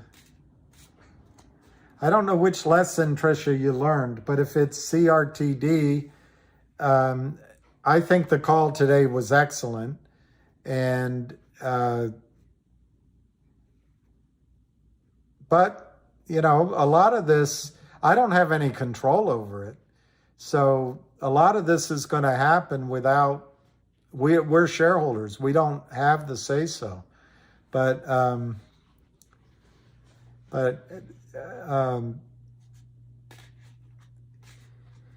unfortunately, Tricia, unfortunately, the lesson you have to learn is a sad one, which is that criminal short selling is systemic in the American fraud system. And it's just tough. Price targets for GTII. Thank you, Aline.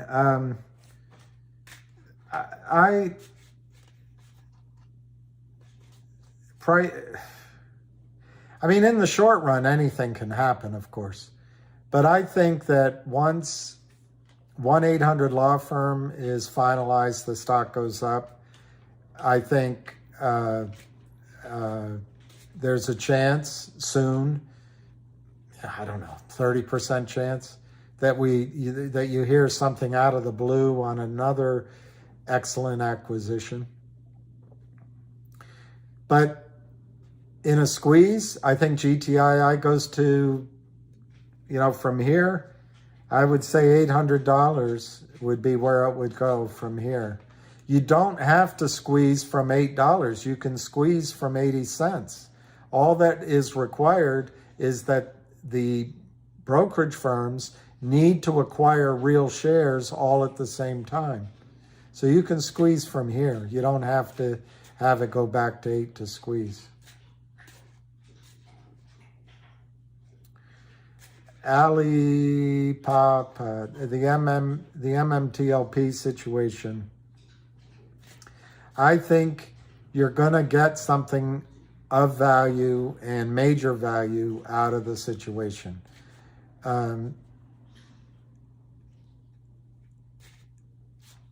I'm trying to remember who said it. Might have been Richard Kay said it. There's a possibility that trading will be reestablished January 20th. I don't know the mechanics of how they would do it. If that's true, you'll have a chance to sell your stock. I give that low odds. Listening to Wes and the other guy, I didn't think that Wes was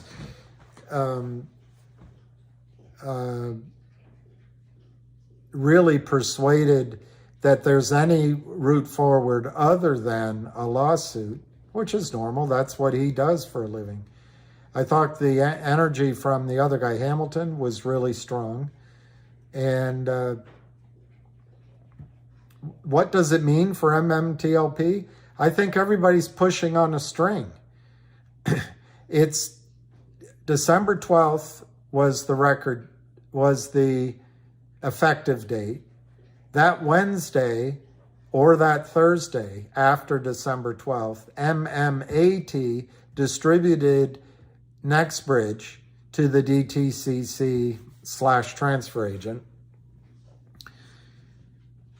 So that's approximately mid-December. The FINRA stopped trading on December 9th, trapping you, but also trapping the short sellers. The holidays came up, sort of third week and fourth week of December. We're now in the middle of January, and in that time frame, FINRA has probably been fielding phone calls from broker-dealers, but broker-dealers found out because of data AST already had its full allotment of registered shares. So the broker-dealers are finding out, as on one space call it was suggested, that there's as many as 1 billion shares that were sold that don't exist. So we're in the middle of January. MMAT distributed the real shares in the middle of December. There's been some holidays, and human beings have had to go look at the accounts and look at what was distributed, look at the issue. And there's probably hundreds of broker-dealers that are facing it. Some are in deep doo-doo. Others just have minor positions and would prefer to move along. But trading has been stopped. Probably many of those broker-dealers are calling up and saying, hey, we would like to trade. We just want to buy these shares back in and solve our problem. Others are panicked because they have this massive liability. And in the face of it, there's lawsuits all over the place. Potentially. I get the point that they haven't been filed yet. So what's my opinion of MMTLP? I think it's too soon in the game to assume that you've been cheated. Other than you were cheated, you didn't have the chance at the squeeze. That's true. But I can see where FINRA rationalized that decision.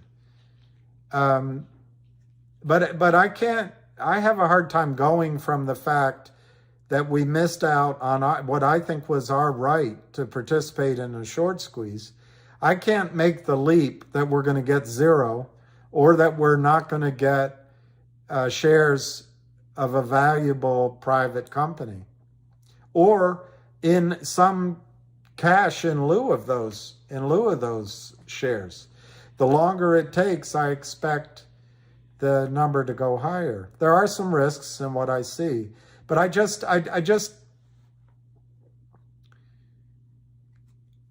don't understand how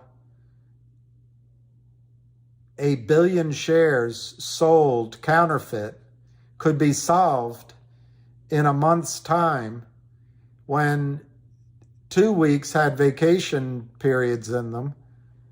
And my guess is a lot of people were gone completely for the end of the year. So people have come back to work. How do you solve a problem like Maria? I don't know. In that short a time, I don't know.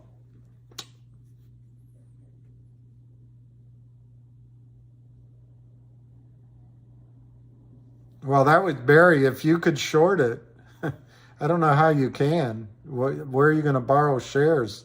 It would be, see, that's the other side of the unfairness, is if you wanted to join in the criminality, you'd have to own a market maker to be able to short shares you don't own.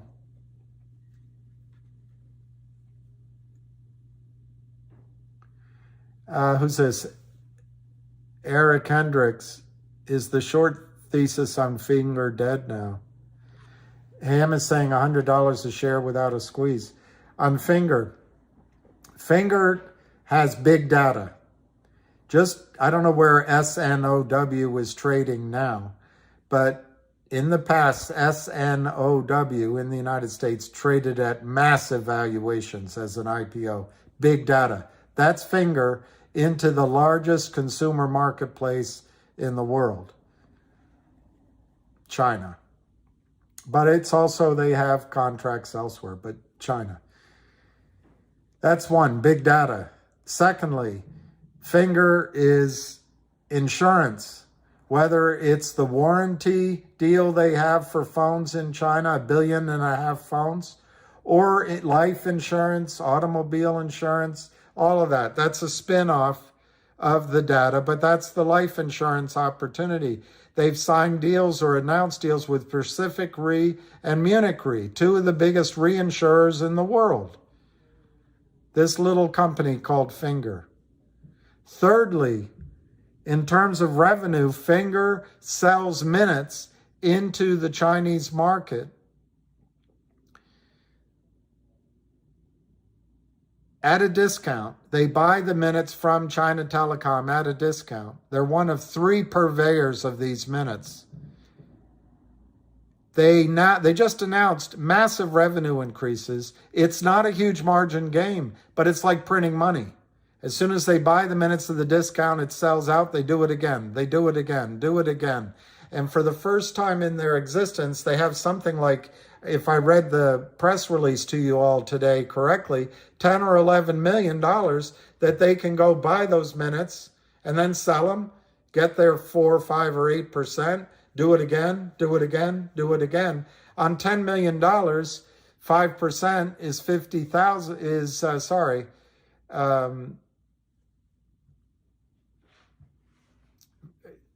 50,000. They roll it again, then it's, whatever that number is again and again. It keeps growing. So those are the 3 legs on Finger. It's worth easily. They've only got something like less than 5 million shares in their float.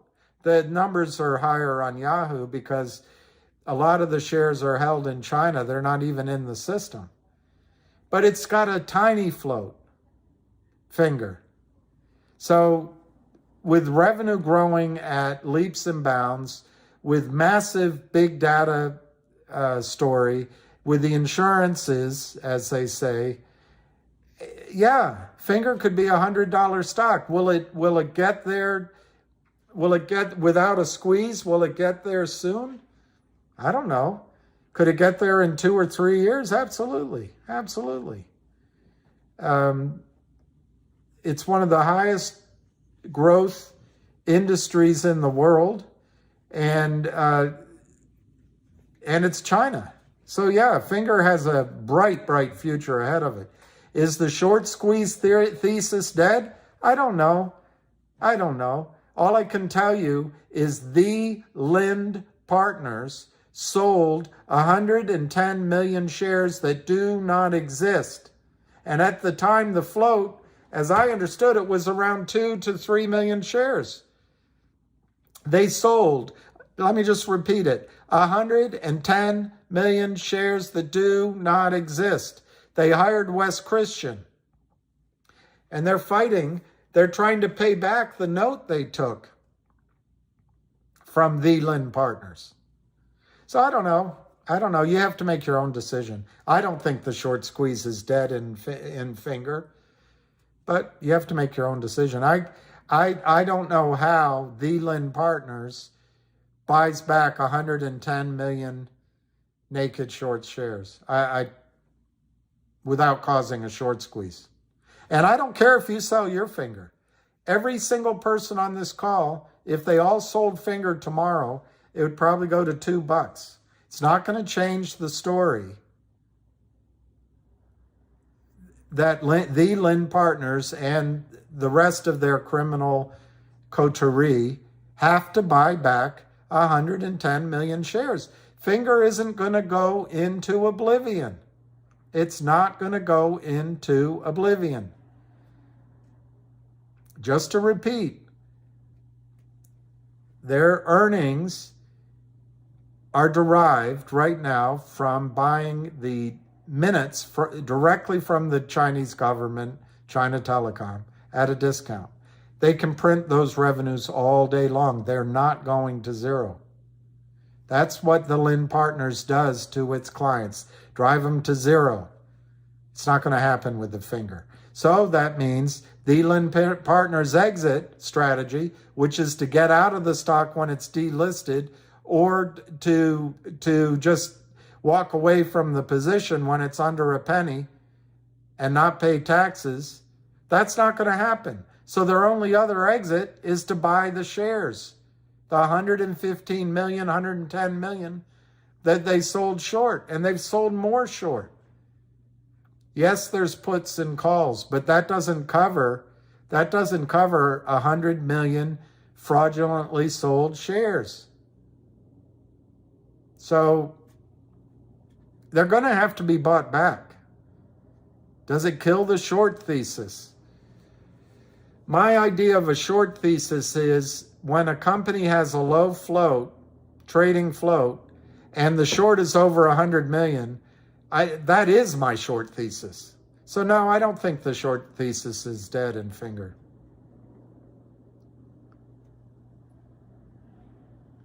I think, Eric, that Finger could go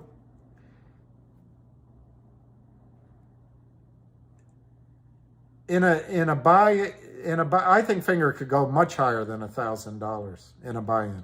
They have to buy. If you use 3 million as the float, I don't know if that's fair to do that, but that's what I was told the actual realistic float is between 2 and 3 million. I don't know. I don't, that's part of the problem. We don't know that only Gary Gensler can find it out. But if you had 115 million shares that you need to buy back with a float of 3 million, it's almost 40 times. You got to buy 40 times the number of shares that are in the float. If I'm wrong, maybe it's 20 times. Maybe it's 10 times. It's gigantic. I think Finger in a squeeze could go higher than any of these stocks.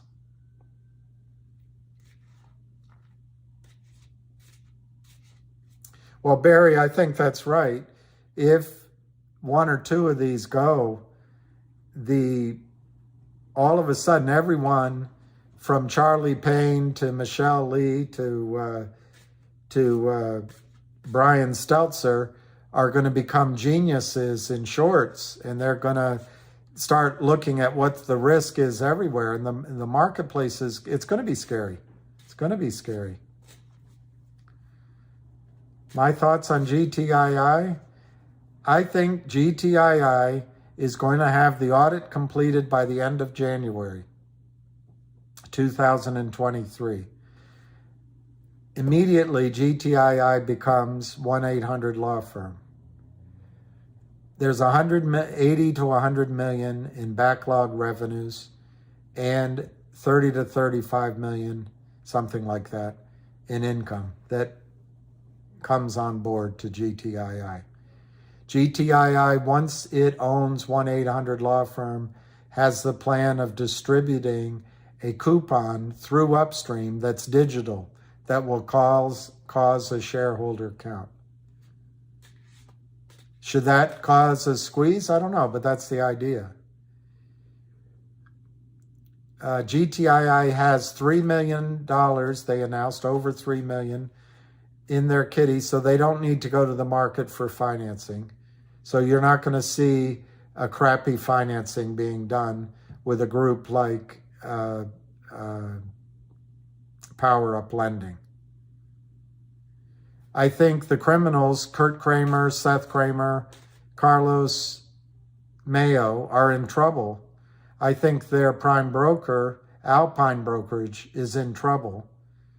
The pressure's off a little bit because the stock's down, but they didn't cover anything. The cost to carry still exists. Investigations still are going on. they still have to pay Gibson Dunn to stay out of prison. They moved their usury product from New York, where they're under investigation and were found against, down here to Virginia. So things aren't getting easier for Kurt Kramer and Seth Kramer and Charlie Mayo. It's not happening. So I think there's pressure there that they may fold at any time. The multitude of alternative shorts that came in and shorted GTII from around Thanksgiving to the end of the year and just drove it down like a son of a bitch, I don't think they've covered. There were 2 times when the stock spiked to $2 that it looked like there was some covering. But I don't believe that they were able to cover the majority of what they sold. So that trigger is still out there. Somebody in GTII shorted real shares, got the real share short up to almost 1 million shares again. There's cost to carry there. I think that gets bought in at some time. I believe well over 100 million shares of GTII counterfeit shares were sold in the last 3 months. Well over 100 million. The situation has just gotten worse for Kurt Kramer, the prime broker, and all these piddly shorts. Now, what would anyone be getting for shorting the stock right now? They're shorting it at 80 cents. Obviously, they expect the stock to go down a lot. Otherwise, they wouldn't be shorting it. If they're going to short it in size, they're going to get a price much lower than 80 cents. So their bet is they can drive GTII down to share prices that make it hard for GTII to exist as a company. Well, GTII just announced that they received a letter from the auditor that they are going to have the audit completed by the end of January. Obviously, no crystal balls. Overnight, GTII is not going to go to being a nothing company. It's going to have revenue. It's going to have lawyers. It's going to have income. So what's Kurt Kramer's exit then? He can't drive it down to zero. What's his exit? Tel Aviv or buy in. And it won't be up to him.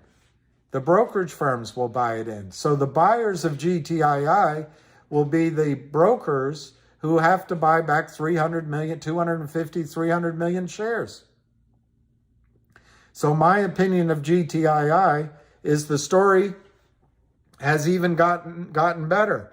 However, since Thanksgiving, there's no question that the shorts have ruled the world. They've taken it from, $5 or $6 down to 80 cents. But their time on the field is almost over. The bell's going to ring.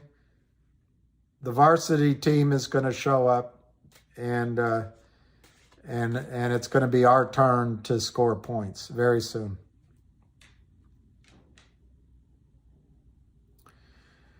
Jeremy Frommer will let everyone know that he's not going to be dilutive. I think he made it pretty clear today as well. I understand that Popcorn lied to you. I understand that the CEO of Cosmo misled you. I understand that. So you have to distrust Jeremy because Jeremy doesn't know those two people. He never went to school with them. Didn't grow up with them, but I guess you just automatically have to assume that Jeremy's just like them. I got that. But from Jeremy's self-interest, just Jeremy's self-interest, it does not make sense for Jeremy to reverse split his stock. He'll be back in the same situation he was on September 2nd, where he said, I didn't write it all down, but he said the pain he felt just tore him to his gut. and he was emotionally destroyed when he was told that he was going to be delisted. He doesn't want to go back to that.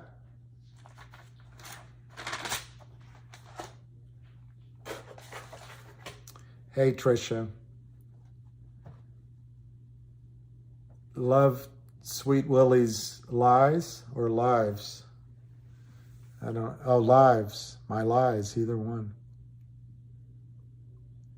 I know we get a touchdown, they get 26. My price target in a squeeze for GTII, peak price, $5,000. Don't sell your stock at $5,000. Sell it for much less. That's my price target in a squeeze. My price target for GTII, if the 1-800 law firm goes through, I'd say $1 to $6 a share.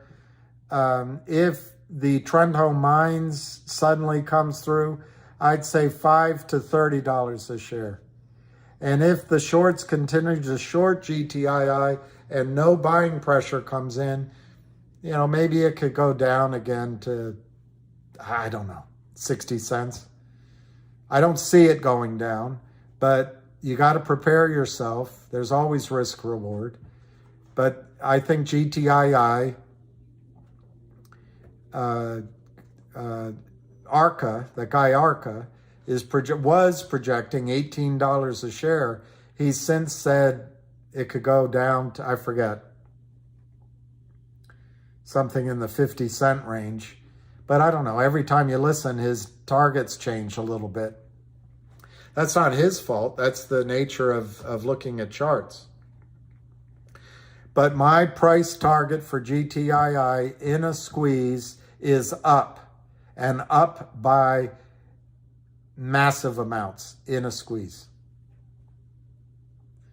You have a GTC order at 65 cents to buy, I assume. I think that'd be great.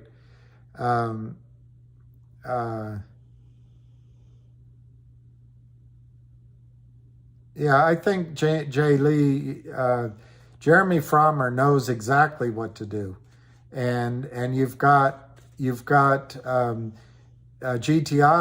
They both want to make something happen soon.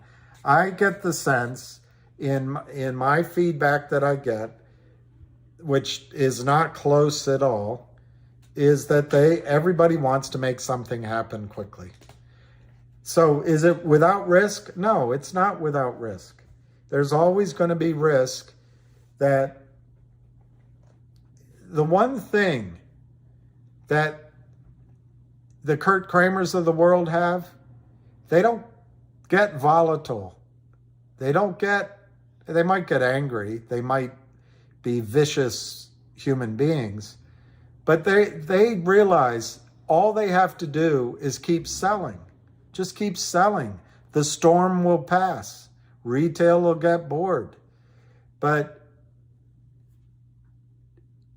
I don't know. I played it. Jeremy said that he expects to distribute OG collection. He would like to do it in January. That's blockchain. I don't know. I just feel like I'm repeating myself over and over again.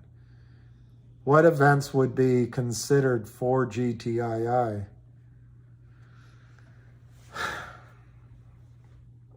Audit by the end of January.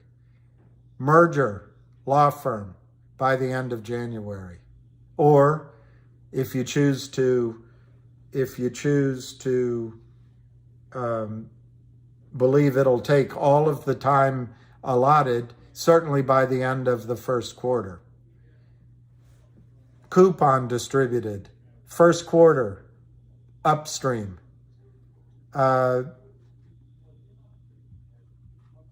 Buyout of CRTD, possibly January, but certainly within the first quarter. But I would say within 3 weeks, you're going to get positive news on a buyout of CRTD for GTII. New CEO, Jeremy Frommer, in GTII once the buyout happens.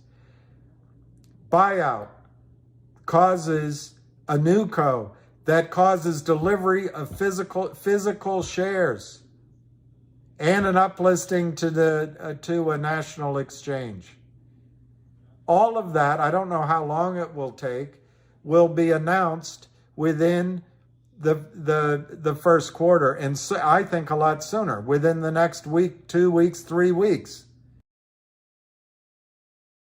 for GTII. How high could GTII go in a short squeeze? $5,000. All right, Richard, thank you for everything.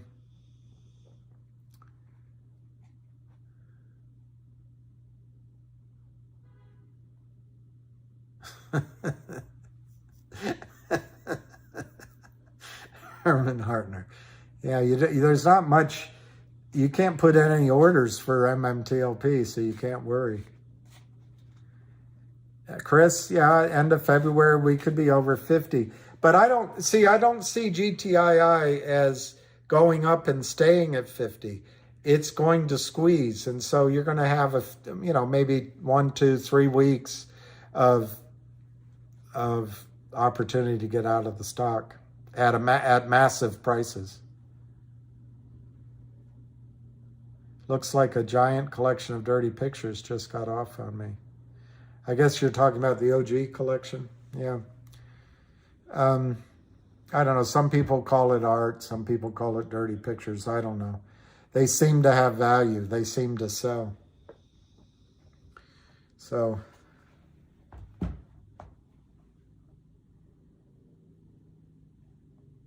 All right, it's 6:10. I'll go 5 more minutes.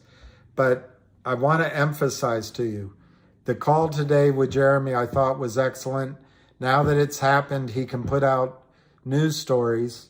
I think the best news is he thinks in January he's going to be able to distribute the OG collection. Fantastic.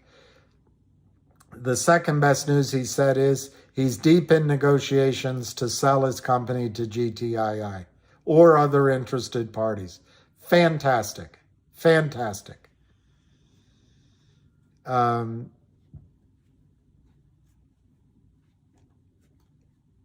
He had a couple other things, but those are the 2 things that I think are terrific. Well, the algos might catch him off, but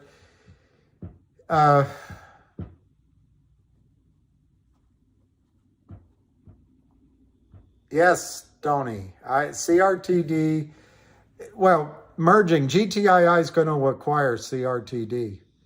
How high can CRTD and GTII in a short squeeze? If the squeeze happens, they each can go to $5,000 in a spike. Do not try to sell your shares at $5,000. Use money management on the way up. I'm just saying that the spike will go through every high number you put out there. For GTII and CRTD, there are 350 million counterfeit shares that have to be bought in GTII, as CRTD, and there's only 30 million. She gave the number, 30,192,227 issued and outstanding shares of CRTD.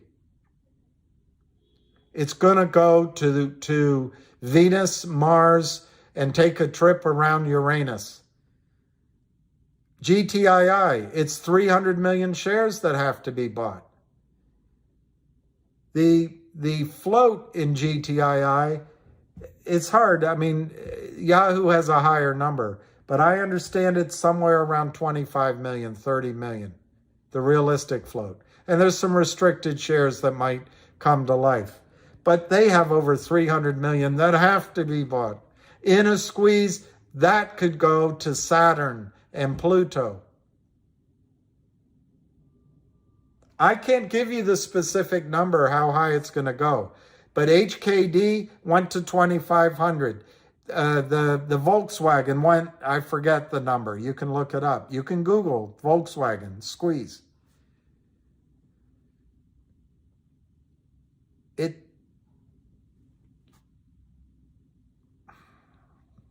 I think the best thing for you to do is to put numbers out there that takes your original money off the table. Put those numbers out at whatever you want, $5, $10, $15, and then have the higher numbers, put orders out all the way up on the higher numbers. So you sell as it goes up. Will you get the maximum price? No. But you will get out when there's liquidity. When there's demand to buy the stock, you'll get out. As soon as the error account is closed, there won't be any more irrational buying. It's rational, but it's, indifferent to price buying. So sell while the buying is there. It really doesn't matter what I tell you the high price is, because you'd be insane to put all your shares out at $5,000 or $4,000 or $10,000 or $3,000. It'd be insane. What if it went up to $27,059 and didn't go any higher, and then it just collapsed? You wouldn't get any money out. So the rational question is, how am I going to layer my orders to take my original money off the table, and then I can experience the higher moves? And in CRTD, GTII, and Finger, and there's these other 3 or 4 stocks. If they go into squeezes, they're going to go into the hundreds of dollars. Hundreds. So you layer the orders up. And I believe in CRTD and GTII, you're going to go into the thousands of dollars. Thousands. It's so much stock that has to be bought back. And you're going to say, well, the shorts will be selling. Well, yeah, if it went to $10,000 a share, Ken Griffin will come in and sell. Because remember, shorts can sell stock that doesn't exist. So they'll see it up there. They know it's going to come down. But they're professionals. They don't have all this angst and doubt. They don't assume that popcorn's going to lie to them, but they don't assume that popcorn's going to tell them the truth. They just look and see a stock's way up, we can come in and sell it. So yes, at some point, shorts will come in and drive these down. That's why you got to have your orders out in GTCs, and as it runs up, your orders get ticked off. So Ham's answer is, if he's asked where the stocks can go, is look up. But it's a guessing game. Nobody has a crystal ball. Nobody.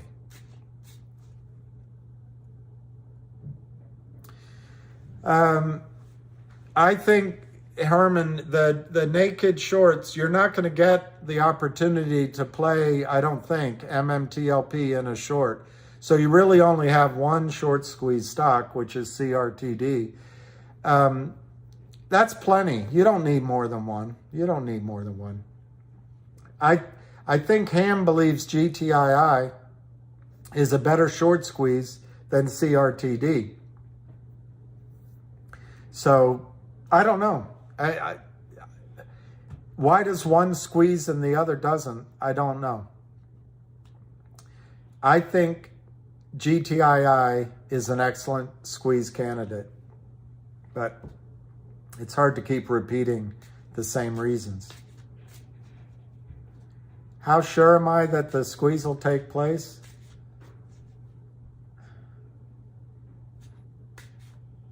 Well, it's an open-ended question. I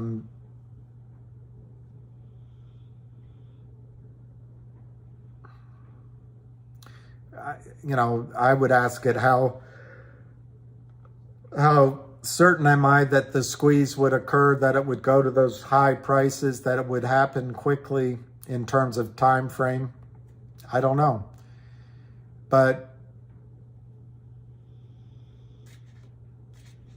there's a lot of reasons that you can come up with, imagining reasons why the squeeze won't happen. War, they could close the markets. an asteroid could hit.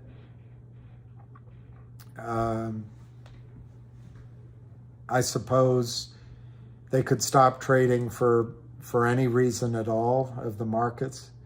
But if none of those things happen, I think the odds of a squeeze are very high in GTII and CRTD.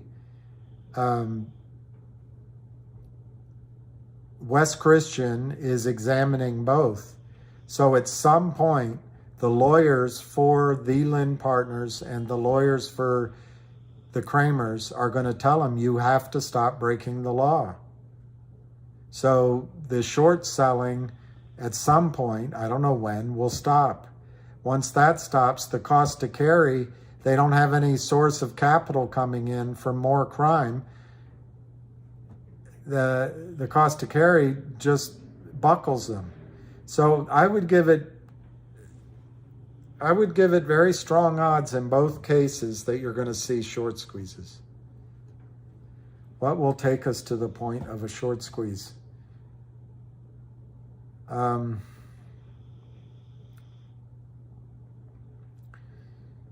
We were almost at the point of a short squeeze in GTII. The company had issued warrants as a dividend at $2.75. The stock was $5, $6, $7. Fidelity was borrowing shares up to 1,000%. They were paying. Wells Fargo took away the buy button. It's rumored. We'll find out for sure if it's true.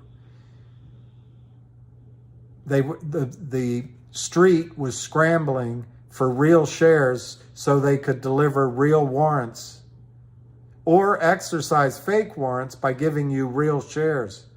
They were scrambling for real shares. We decided the better thing to do was to invest in COSM. So we let them off. That's okay. That's just what happened. That's what is necessary to cause the short squeeze. Causing the street to need to ask for all the real shares at one time. We almost had it. That's gone now, but we're trying to get that again. We're trying to get that again. Will it be because GTII is buying CRTD physical shares to physical shares? Yes. Could it be when GTII acquires CRTD and GTII and CRTD create a new co that uplists requiring delivery of physical shares? Yes. Could it be the 1-800 law firm changes the story overnight so the shorts suddenly realize they can't sell it down to zero? Yes. Could it be the Trento mine comes out of left field unexpectedly and adds billions of dollars of value to GTII? Yes. Low odds, but yes. Could it be that the prime broker collapses? Yes. Could it be that there's an investigation going on somewhere and Kurt Kramer gets arrested and he can't sell anymore? Yes. Could it be that Wall Street, the bunch of sharks around Wall Street, realize that if they bought GTII for 70 cents, 80 cents, that they could destroy the Kramers and maybe make $100 billion on the way up, 10 billion, whatever the number is? Yes. What could cause GTII to go a lot lower, I guess, is more fraudulent selling. But where are they going to go? They're not going to get out at 10 cents. They're not going to get out at 20. They're not going to get out, even now they couldn't get out at 50 or 60 cents. So we're just covering the same story over and over and over and over and over and over and over and over and over again. Yeah, I think we could see more red.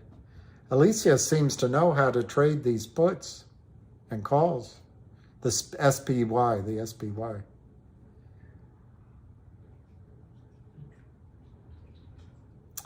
Is the final silver bullet the 1-800 law firm and dividend?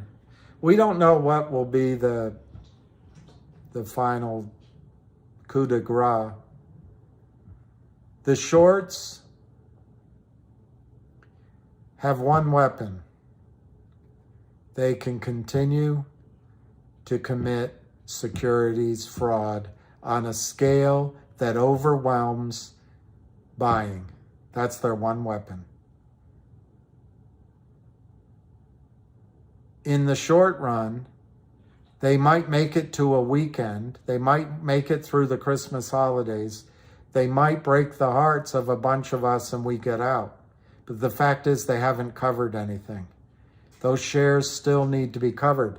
In the past, they drive the stocks down to 2 cents. NASDAQ delists them. And then after a few months or within the year, they're just delisted and taken off the screen. Then the shorts win. But just to repeat myself, 1-800 makes GTI a real company. It makes GTII a real company. It's not going to go to a penny or 2 pennies. Could it? I suppose. I guess if Gary Gensler calls up Goldman Sachs and says, as a personal favor to me, could you sell 2 billion shares of GTII and just keep selling it down to half a penny? It's not, I mean, these are absurd, trying to come up with reasons. It's all absurdities. It's all absurdities. No one wants to go to jail, including Kurt Kramer. He does not want to go to jail. They don't want to be caught out for doing securities fraud. Kurt Kramer is just imitating what he learned at some hedge fund somewhere. And he feels like with signing things with the SEC and having a lawyer write a letter and then hiring Gibson Dunn, he's going to stay out of prison.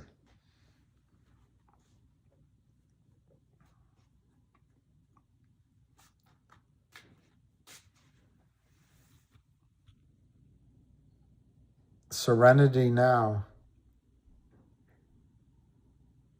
Oh, I see, Barry. Yeah, well, I can show. I don't want to show you my account. These guys will play with it. But I have a 0 entry against whatever the stupid number is they have in my account for MMTLP. And then next to it is the big loss. But guys, what would they put in there? What number are they going to put in there? They don't have, it's not trading, so they can't go to the computers and just pull the last trade off. I suppose they could put the $2.87 the shorts got it down to, but that's not any more accurate than any other number. There isn't a number they can put there. That's why they put 0.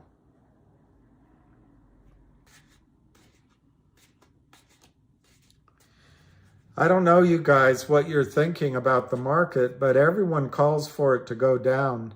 So that leads me to think it's going to go up. But that's as simple as my rationale goes. Alicia. You guys should listen to Alicia, not me. And the lion of all trades.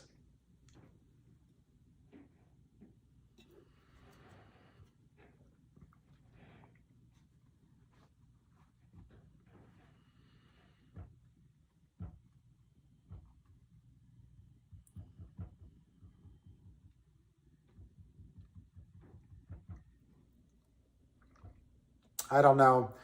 I'm thinking these live streams are counterproductive because I get upset and then things I say are misunderstood. I don't know how good you are trying. I don't know how good these lives, what good they actually do.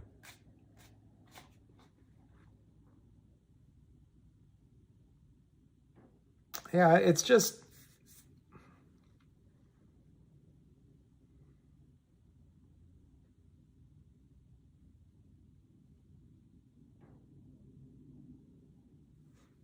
Yeah.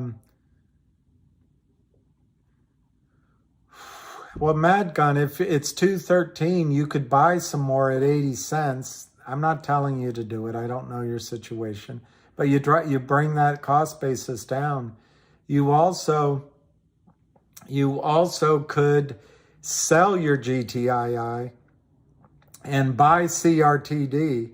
I'm not telling you to do that either, but that way you establish a tax loss, and CRTD, I think, is going to go up. They're both going to go up, both of them. But I think $2 is a great price on GTII. The last little bit I bought at, I don't know, $1.70 or something, a little bit under that. I think it's a great price.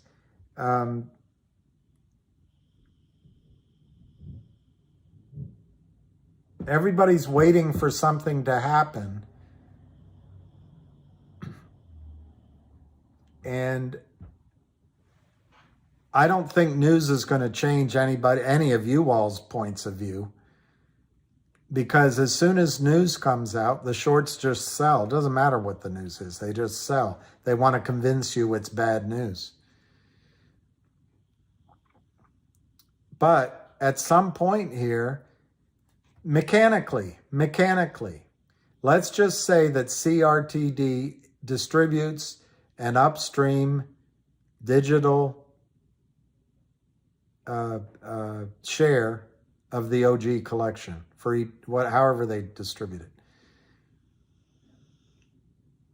Mechanically, that means your brokerage houses on the record date, and I assume the record date would be very quick, but on the effective date would have to deliver to you that blockchain share or whatever it's going to be called.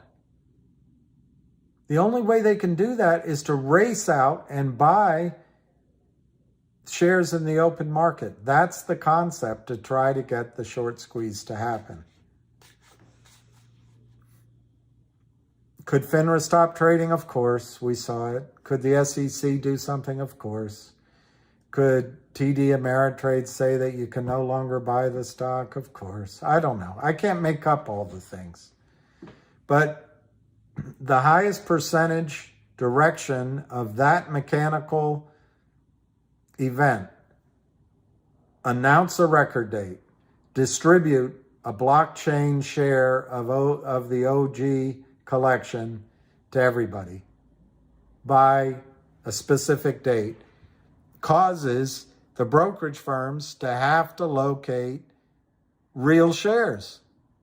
Well, then it doesn't matter what you think, what I think, my emotions, doesn't matter. There's 350 million shares that have to find one of 10 seats on Wes Christian's cakewalk. Yes, that is the Kramer's goal. Drive the stocks to zero and cause companies to make stupid mistakes like a reverse split like COSM, or to take a new financing like I think it was HPIL, one of them, and then they drive it further, and then once it's 0.00001, they'll make a settlement with the company. The company will feel proud, but there's no 1099, so they don't pay their taxes, and they walk away. It's worked all the time. They've destroyed every single company they've raised money for, except for the ones fighting back. GTII, CRTD, DBMM, fighting back.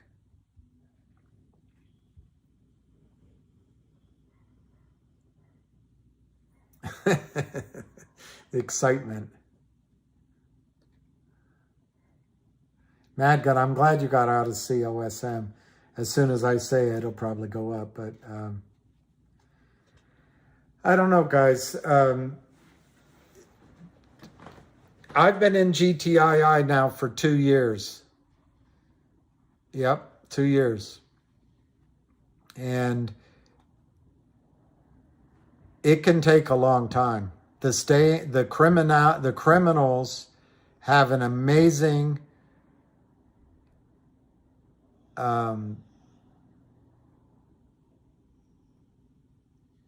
window of opportunity where no one's looking, that they can continue to do what they do.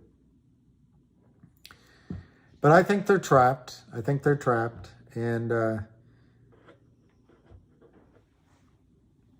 but there's plenty of other stocks out there in a short squeeze situation. So I hope ours goes first. If you go to OTC markets,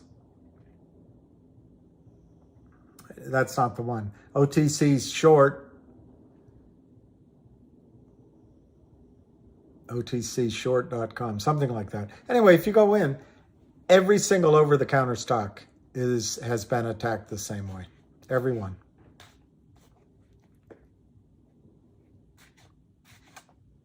Yeah, exactly. They sold more. So yes, at $18 or $20, I think, I actually think the $8 or $9 range was really putting the pressure on them. That level is probably going to go down now because they've shorted even more shares. But yes, I think definitely at $18 or $20, the squeeze would be on. Hey, Sergio. Yeah, that's where, I don't even know what a bracket is, but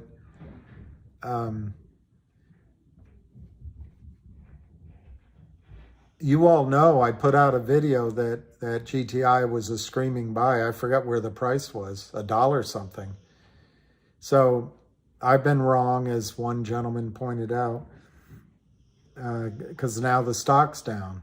But these criminals know that when they're going to sell. They know that they're using computers to sell. They know they just do it with ice in their veins. So they know it's going to go down. And as we wait, it goes down. But we just need a catalyst that turns it around. I think that's right, Northwest Sasquatch. I think as soon as we stop worrying this to death, all of a sudden it's going to run. 1820, 2025. Oh, I see. Put 100 out at 1820, 100 out at 2530, 100 out at 35 to 50. That makes sense. That makes sense, Lion of all trades. Now it makes sense what a bracket is.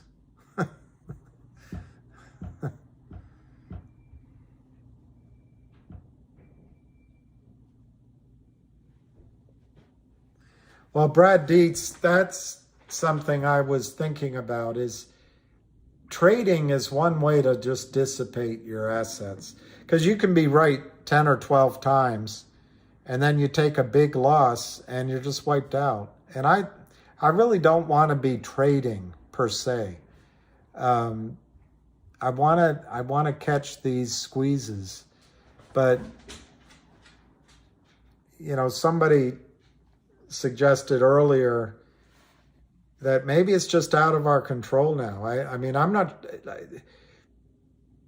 trying to be modest at all. I just don't know that I'm adding any value anymore. Right now, what's going to move these stocks is action by Jeremy Frommer, action by GTII, and you've got two boards, two management teams that want to make it happen. When is like predicting when the little redheaded girl is gonna kiss Charlie Brown.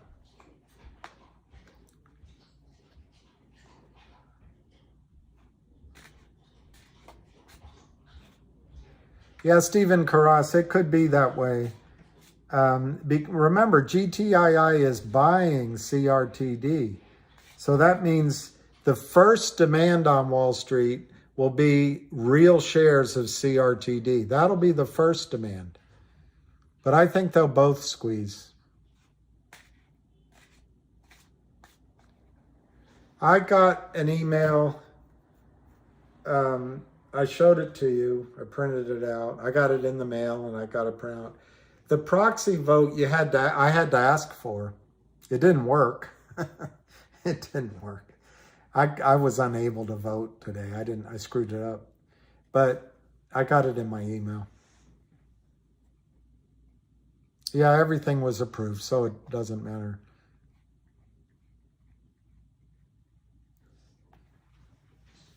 Yeah, that's right, Steven Rosenberg. The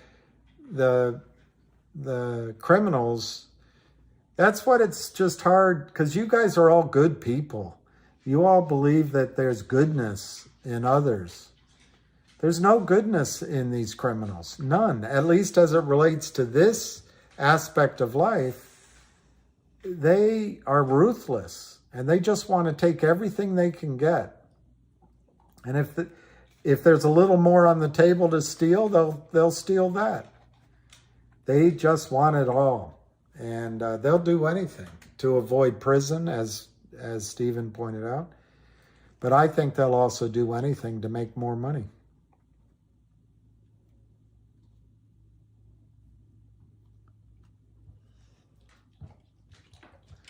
Well, I did vote, or I should say I tried to, but I voted against a couple of the items, but it didn't matter. Everything passed.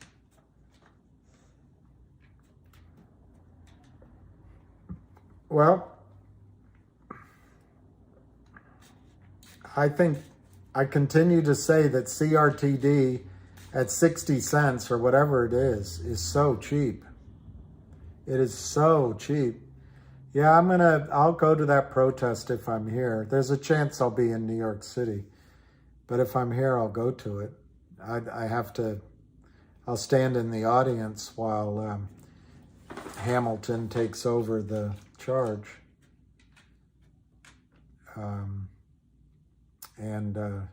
Hopefully, I hope the Marine's there. He's great. Now I don't know what that is. I think it's a light bulb or something.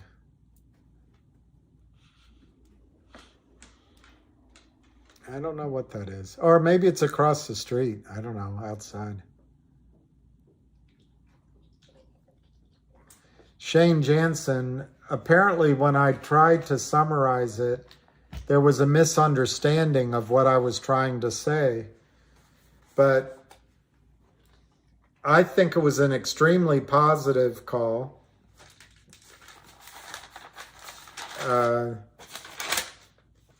Jeremy spoke briefly. He said that he got notice on September 2nd from his attorney that CRTD would be delisted from NASDAQ. And that gave him his moment of doubt and pain, and he had to look within himself. And he came out fighting. He said, as a CEO, you have to fight all these CEOs on battlefields that they shouldn't have to. But he decided to come out fighting, and that's what he's done. He said that the companies that borrow from the Lynn Partners, for example, are at war with the very same people that are supposedly helping them out.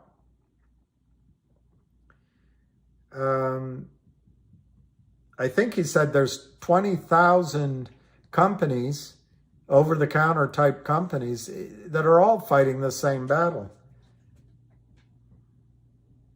He explained that, in his opinion, that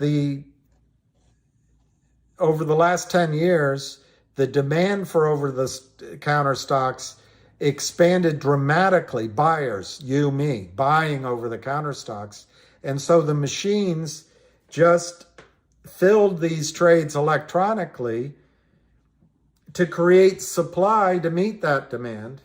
I think he knows more than I do, but I think it's naive. I don't think it was a case of demand increasing, therefore they sold more just to even up the trades. I think it was the criminals came in to take advantage of the increased demand.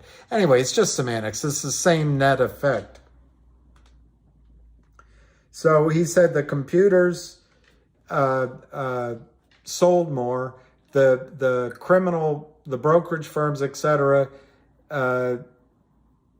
in a way, either got bamboozled or looked the other way when it came to delivery. He talked about the central book at each institution. I guess each desk has its own books, and then there's a central book to keep whichever institution you're talking about solvent. And he said that the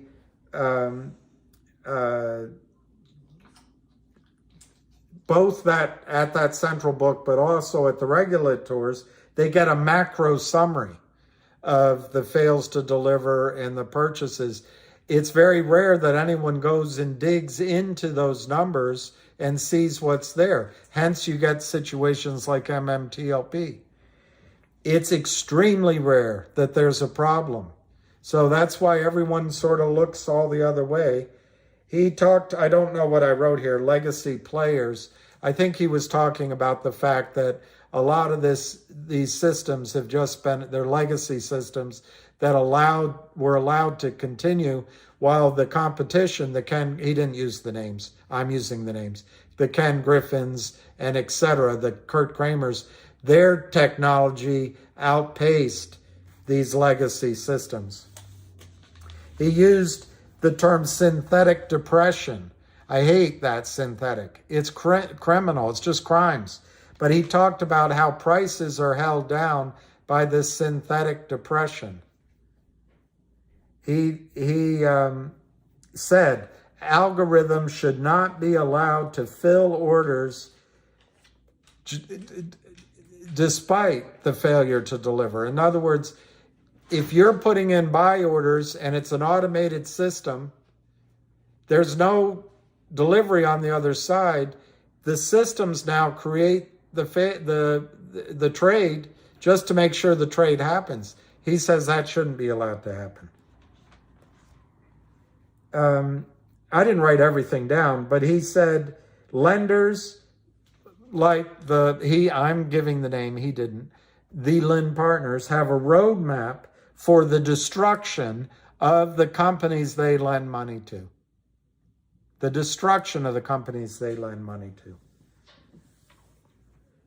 He said the algorithms are designed to exploit an arbitrage in the system. Yes, it's all about picking up pennies, half a penny, a steenie here or there, to exploit the arbitrage.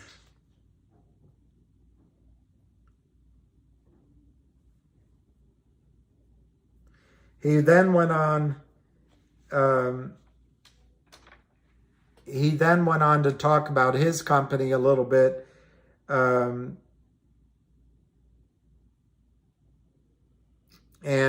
all I wrote down is he said it was they're a technology company. But the point is he can take those skills to the data and the requirements here to look out for the shareholders. He talked about how that's his commitment. He had 4 items that were on his goal, immediate goal. 1, he expects to distribute the OG collection in Q1 of this year as a blockchain distribution on Upstream. He said he personally would like to distribute this alternative blockchain dividend as early as January. So that was number 1. Number 2, he said that CRTD is in discussions deep to merge with GTII or to be bought by GTII, as well as other parties. I only relate what he said. I want to be clear. I believe that GTII is going to buy CRTD. I only quote what he said there just because it's what he said, not to cause any confusion. GTII intends to buy CRTD. It's been announced. The third thing, he talked about how they've managed their costs, increased their, blah, blah, blah. And then the fourth thing is he discussed how once CRTD is purchased by GTII, the intention is to uplist on the national, I'm using my own words, uplist on a national exchange.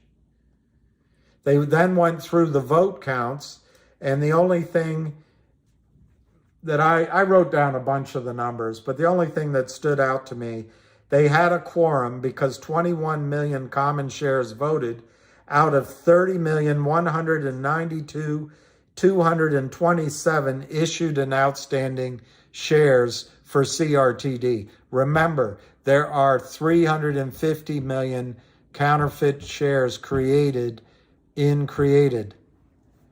versus 30 million that exist. And then they went through this vote. And then they ended the meeting. And that was it. My reaction to the meeting was that it was fantastic. He was specific on distributing the OG collection. He was specific on his desire to get it done in January. I think that's just fantastic. It's an upstream distribution. It's going to force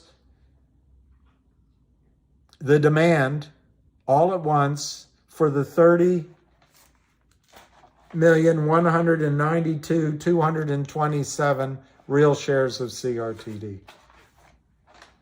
So that's my reaction to the meeting.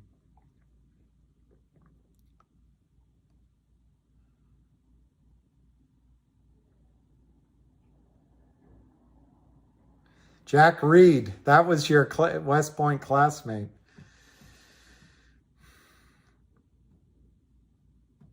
Yeah, I'm still here. I don't know. I got to go to sleep. I've also got to walk my dog. See, Steve Rosenberg, if I were shorting Steven Rosenberg, I would say something like, oh, West Point. That's not a good school. You got to sell Steven Rosenberg.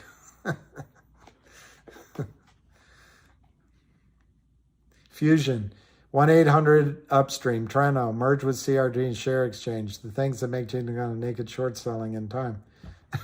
Fusion, I think you got it. The thing is, Fusion, we've all bought our shares. There's few of us that can put a lot more in. But anyway, Stephen, I was just trying to make a sense of humor there, but might not have been good. But I think it's amazing that you went to West Point. I think that's just simply incredible. It's what's the word? It puts you in a whole category that at least people like me can't be in. I admire it very much. But of course, the joke I was trying, oh yeah, you need to learn how to keep quiet about illegal naked shorting. Because Reed, wasn't he on the same state as Joe Biden? Was he Delaware, Reed? Or Connecticut? He might have been Connecticut. But he, he was obviously bought.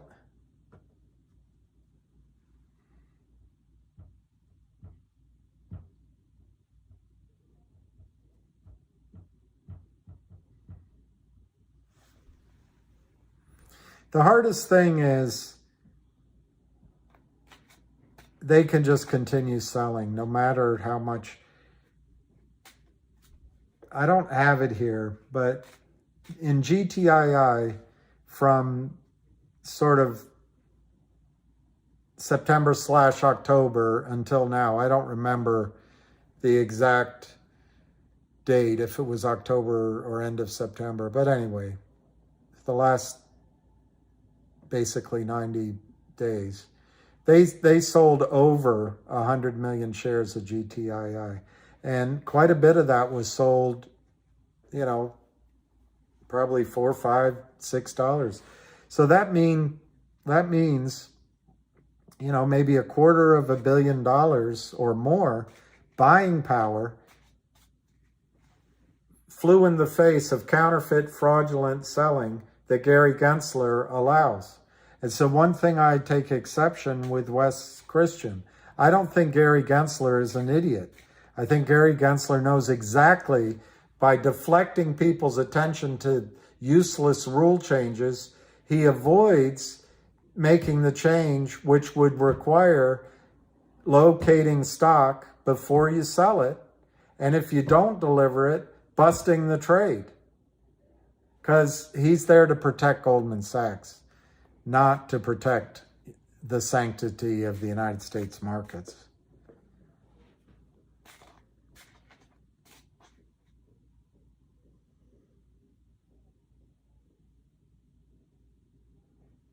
Well, is your mother still alive, Stephen? Because, bless her. There's a quote about the truth that I'm not remembering, but they probably put you in prison because they wanted to keep the truth silent.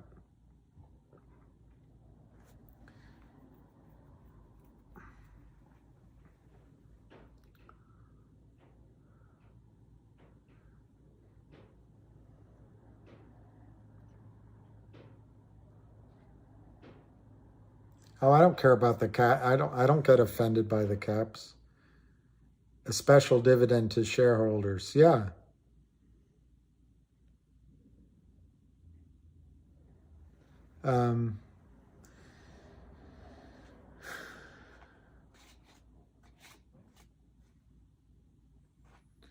Guys,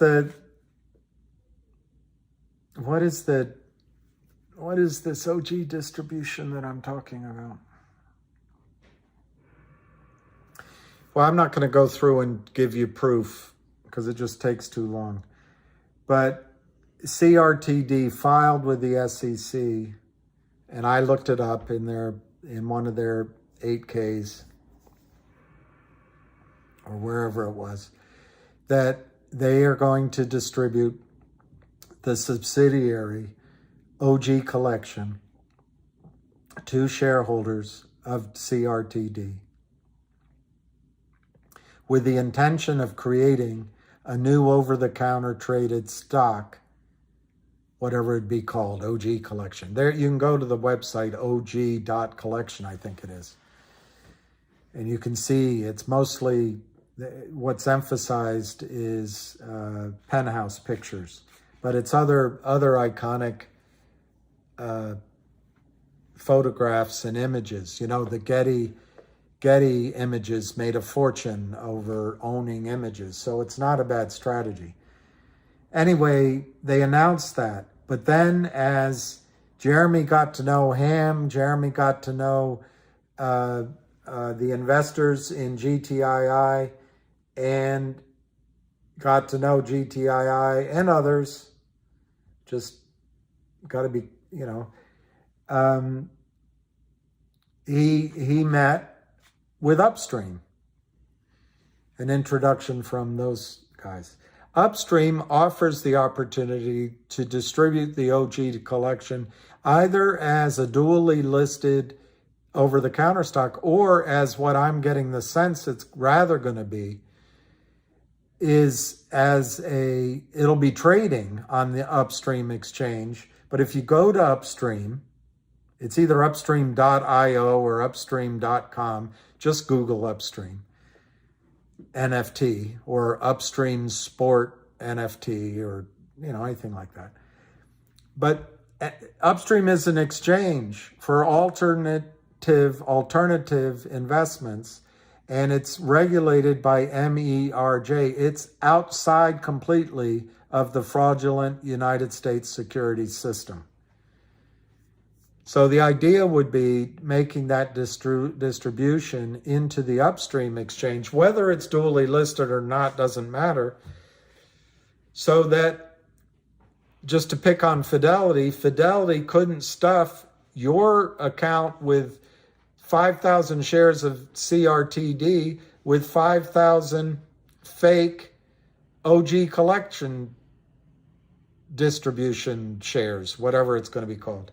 Instead, they have to be able to deliver to you the blockchain upstream physical distribution of OG collection. How is Fidelity going to be able to do that? They have to close the transactions, the failures to deliver that litter their accounts. As you're finding out with MMTLP, the clerks don't even know that they have this problem. What is Fidelity's choice? They could go ahead and prevaricate, delay, possibly give you some sort of entry in your account, committing fraud. That's not likely to happen. They could ask FINRA to stop trading. I suppose there's a minor chance. But what they're going to do, the thing they're set up to do, is to buy back the shares. Close the failure to deliver positions on their books. So if your account has 5,000 shares of CRTD and you're expecting 5,000 shares of the OG collection that's blockchain, they look and they say, oh my gosh, they never settled this trade. It's been outstanding for 35 days or 60 days or whatever. They get on the phone. Hey, Joe Blow broker, where's that delivery? I don't know. I've been so busy. I haven't been checking my runs I get every day in black and white. But let me call the client and find out. Hey, Philip Vallier, I'm getting pressure for this delivery. What the heck has happened? You promised. Oh, no. It wasn't me. It was one of the LLCs that sold it. Oh, I don't know how to reach him. Who's the prime broker? I can't give you that information. Call back to the margin clerk. Can't tell you where. Oh, well, we've got it here. We can tell the other side of the trade is Merrill Lynch. Let me call them. They call Merrill Lynch. Merrill Lynch, you said you were going to deliver. Where is it? Well, let me get back to you. And all these phone calls happen. And this is why I just don't think MMTLP can be solved overnight. But anyway, with this situation with OG and CRTD, the phone calls will go around. And it'll probably take, I would guess that every desk involved would take at least half a day, if not the next day. So it'll probably take 2 or 3 days to get to the point that the Fidelity compliance officer gets the answer that the other side of the failed to deliver trade is not going to deliver. It'll probably take at least 3 days to get that answer. Merrill Lynch said they can't deliver. My client says he doesn't know who the prime broker is, that my client DKs the trade. Our own broker says he doesn't recognize the trades either because he doesn't want to get thrown in jail. So what's the choice for the compliance officer, the operations manager, the margin clerk? What's the choice? Well, Joe Blow broker, if you don't get your client to bring those shares in or to bring in money to buy back the shares by 2 p.m. tomorrow, we're going to buy in everything. And that is what will cause a short squeeze because Fidelity blinks first. And they start buying in they start buying in CRTD fake shares. So they close job is to mitigate risk. They don't want to break the law. So they start buying. And if Fidelity might only have 10 million shares to buy, and maybe the Lynn partners can sell into that without any problem. But as Fidelity starts buying, Merrill Lynch's clerk says, I wonder why they called me. Hey, wait a minute. We've got a problem here. I'm going to, they call up Vern and say, Vern, check with all the brokers that have failed to deliver in CRTD. We want to know the status. And it starts building momentum around the street. That's what causes a short squeeze. And the buyer is the brokerage firms, it's the error accounts that want to close out the risk in the trade. And you're going to say, well, it's going to cost them so much money. Yes, but they're going to charge their client, they're going to charge their broker, they're going to charge the opposite side of the trade, and ultimately they're going to be funded by the depository trust clearing corporation. I think 750 would solve MMTLP just like that, Richard K. If everyone got in a virtual conference room, they'd have to get over the fact that they hate each other and they want everyone else to go down. If the shorts, the prime broker, the broker dealers, and the DTCC said to Nextbridge, we'll give you $750 a share for 1 billion shares. Almost $1 trillion. Almost $1 trillion. $750 billion. Nextbridge would have to do whatever they need to do to expand the authorized shares from 500 million to whatever the number is, 1.5 billion. Nextbridge would take in 750 net of probably giving the lawyers a few billion. I don't know, give them 5 billion. So they take in 700 and give the lawyers 50 billion. Make them rich. They take in 700 million for 1 billion new shares issued. They're sitting then as a company with $700 billion cash. You would be pissed off because, hey, my one share was supposed to get a one share worth 1/165 millionth of Nextbridge. Now I have one share that's worth 1 over 1.35 billionth of a share. That's not fair. So Nextbridge says, you know what we're going to do to even that up a little bit? Out of the 700 billion that we're left with, we're going to distribute $100 billion. Make it $200 billion. We'll distribute as a cash dividend. So we're going to give each of you, I don't know, $100 a share, cash distribution. And you keep your shares. Well, then Nextbridge sitting there with $500 million, they can go lease up the rest of the Oro Grande. They can drill wells. They can pay ongoing dividends to prevent short selling. They can acquire other oil and gas companies. They can become a major independent in North America, going into a time when the dollar is going down, oil and gas prices are going to be going up, even if we have a depression. It's beautiful for Nextbridge. It's beautiful for you because you get your shares and the cash distribution. It's beautiful for the shorts. It's beautiful for the market makers. It's beautiful for the prime broker. Even if the entity collapses, the individuals involved at the prime broker, the market maker, and the shorting hedge funds don't go to prison. There's no discovery. That is a win for them because they're sweating bullets. And MMAT, it's irrelevant, but I guess some of the same shareholders, some of the same ownership, so maybe it helps them. The FINRA and SEC, irrelevant, but they don't get black marks on their resume. The problem solved. The system as a whole goes on as usual.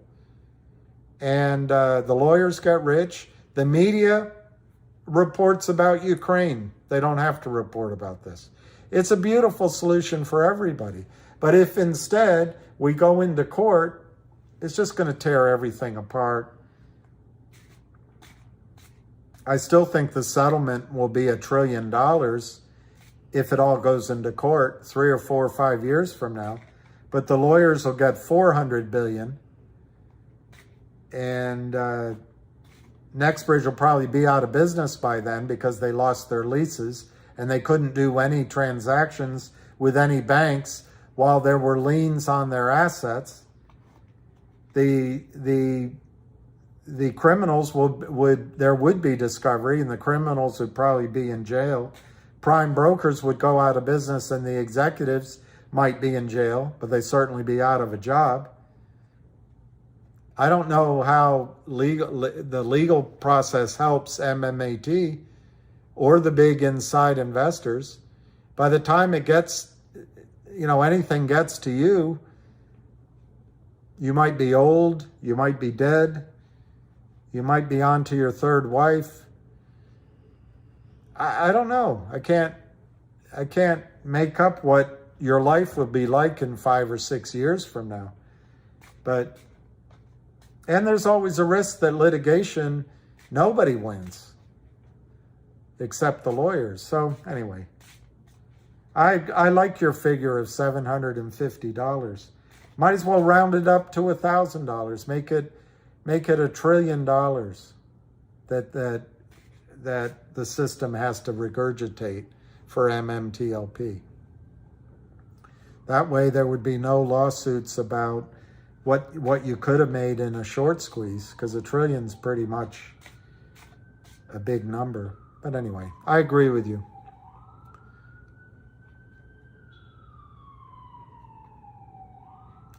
I know, you can throw out any numbers. I don't know that no one really knows is true in the sense that it will be a number, if you get my distinction. I mean, I think it'll be a significant number, but I agree with you, no one really knows what the number will be. Well, Tuck T, I would guess that if you put out there on one of the Twitters or one of the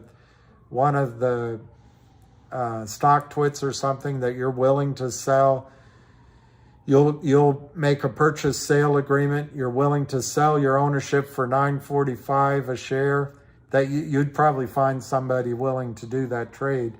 You'd probably have to get a lawyer to notarize it, so the other, or to read your agreement to make sure the other side trusts whatever letter you created. But I think you'd find buyers at $9.45 a share. They might come back to you and say, well, we'll give you $5. And you'll say, no, I want $9.45. But you might find buyers. Richard K., the estimate is under 500 million. Well, Richard, when I did my first 1 or 2 videos on it, but who cares what I think? I used 335 million as the number because that's what I had heard, that it was around that number. And that's why I used $400 a share. And I used the same logic I just expressed to you. Gave money to the lawyers, gave money to shareholders and shares to shareholders, and all the stuff I just said. But it was on a space call I heard that it was 1 billion shares. If it's only 335 million or so, Nextbridge has the authority to issue those shares as we speak. And the difference with my solution, which I only put my on it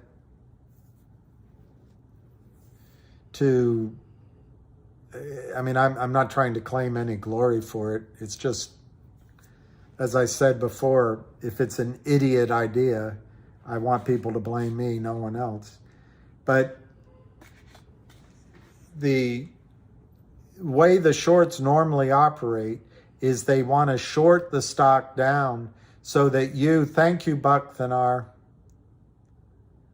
I'll give him a treat, Buck. I will. What's that? Who's that gorgeous dog? I can barely see it. Is that a copper-colored ear dog? I can't quite see.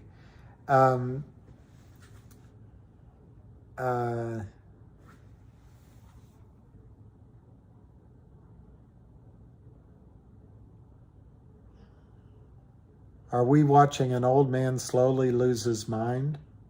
Yes, Duncan, you are.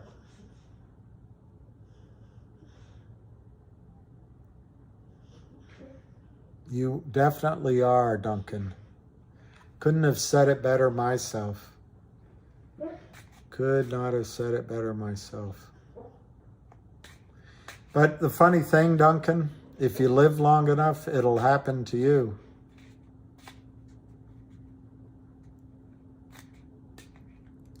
Yeah, Don J, quick recap at the risk of it being misunderstood. Everything passed in the affirmative. Jeremy gave a great talk. And the fact that stood out is there's 30,192,227 issued and outstanding shares at CRTD. And that the OG collection, he expects to be fully distributed in the first quarter of 2023. But he went on to say that he would like to get it completed as early as January. He also emphasized that they are in negotiations to be purchased by GTII. He mentioned that there could be others.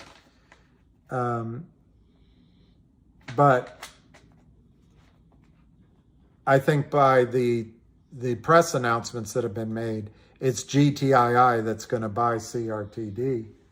And then he talked about how they combined, they'll uplist to the national exchange. He went through a long description of how he thinks this short situation got started.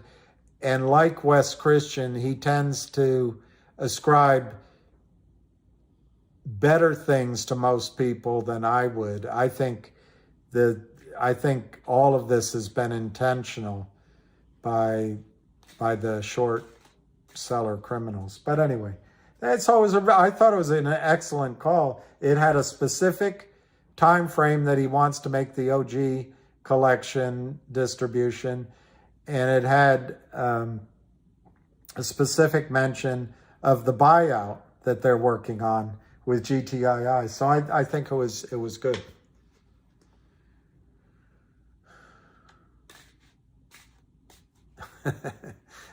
Barry, I think people would listen to that.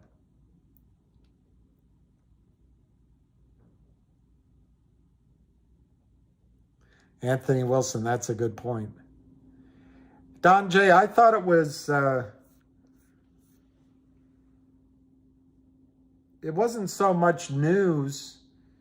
I mean, the news is everything passed, but it was the affirmation that Jeremy is going to, as he put it, if I wrote it down, I don't know if I did write it down, so I'll paraphrase. He said that he is going to come out fighting. He is out fighting, and he has been, and he's going to continue. So it was the tone that he is going to take the fight to the shorts, and he's not going to stop. He's not going to quit. And that came across loud and clear. What's the favor lion of all lions? Lion thing, you lied again. Who would think?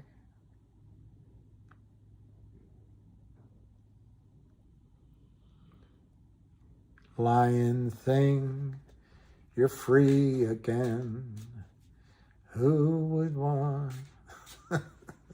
Who would ever put chains on you?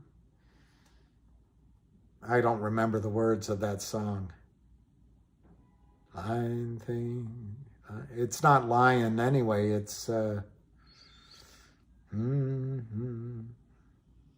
remember. It was Hall & Oates, I think.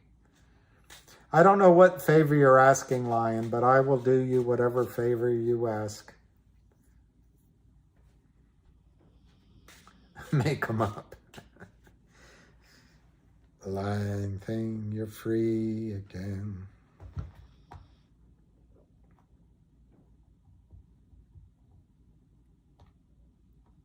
Yeah, I think, Don J., it was a very good call. I said before it started, somebody asked me what I wanted to hear. I said I wanted to hear specifics on the timing and a definite distribution of the OG collection. And I think it was as close to what I wanted to hear as you could get a CEO to say in a public environment. So I thought it was great.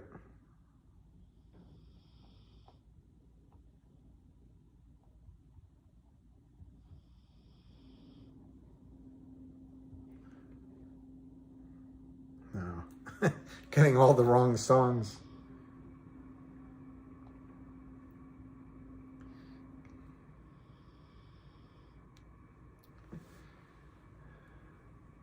Yeah, maybe Stephen Carras. That might be. Barnacle Bill, the sailor. Barnacle Bill, the sailor. Just suggesting not to read out any of the negative comments. All right. Okay, Lion. All right. I will admit, Lion, sometimes I start reading and I haven't really read the whole thing when I start, so sometimes that happens.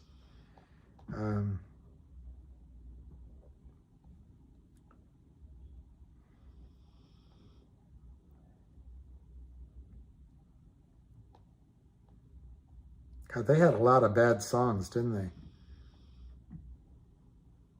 Oh my gosh. They had a lot of bad songs. They had Sarah Smile, which I liked.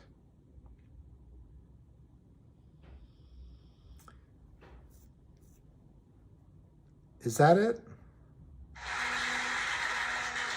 I don't know if that's it. About 2 years ago, we had a hit in America with it's called She's Gone. Everybody takes so long.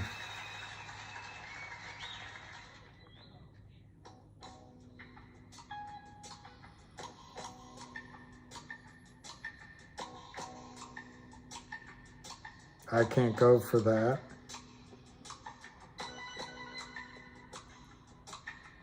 Takes so long.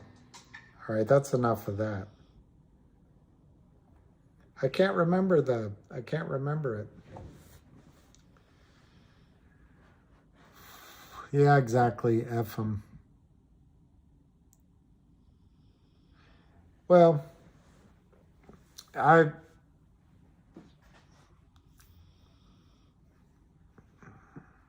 it's a firestorm. My intentions personally are good, but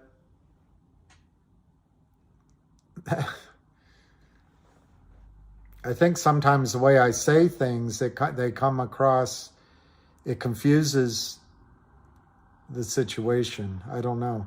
There's a lot of tension in these investments, and I don't blame it. It's a lot of money, and for everyone. And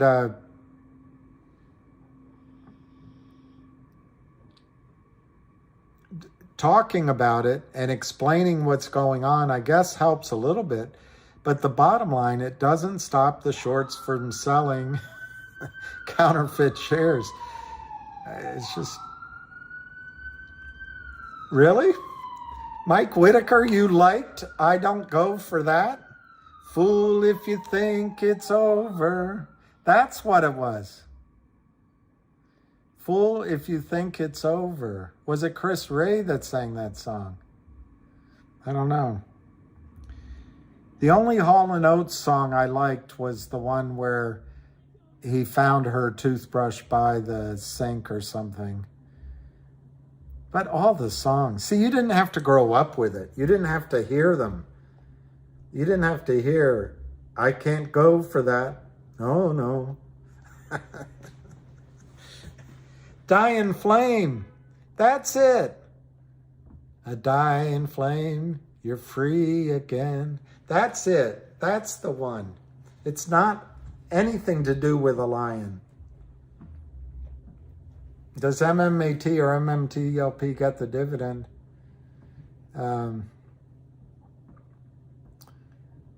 Yes, thank you. Reassurance. I don't know. I get upset at sometimes too. But I think I understand that it got confusing that I was somehow saying that there was going to be a reverse split. I never said that. I do not believe there will be a reverse split at all. At all. 100% do not believe there ever will be a reverse split in CRTD or GTII. And I don't think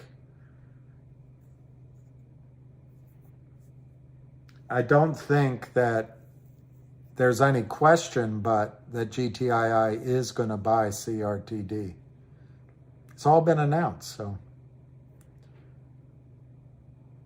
Who could you love and do that to you? Get rid of the federal income tax by next year. How will that affect capital gains? I don't think they'll get rid of the income tax, but I'd like to see them go after these, I'm going to guess, trillions of dollars of unpaid taxes in the short sellers. I'd like them to go after that. But I don't think, basically they want a value-added tax instead of the income tax. I think you'll have both. If they ever get a VAT going, you'll have both. You won't have just a VAT. You'll have both. You'll have an income tax still. They're never going to get rid of the income tax. It's too much power in it. Too much power in it.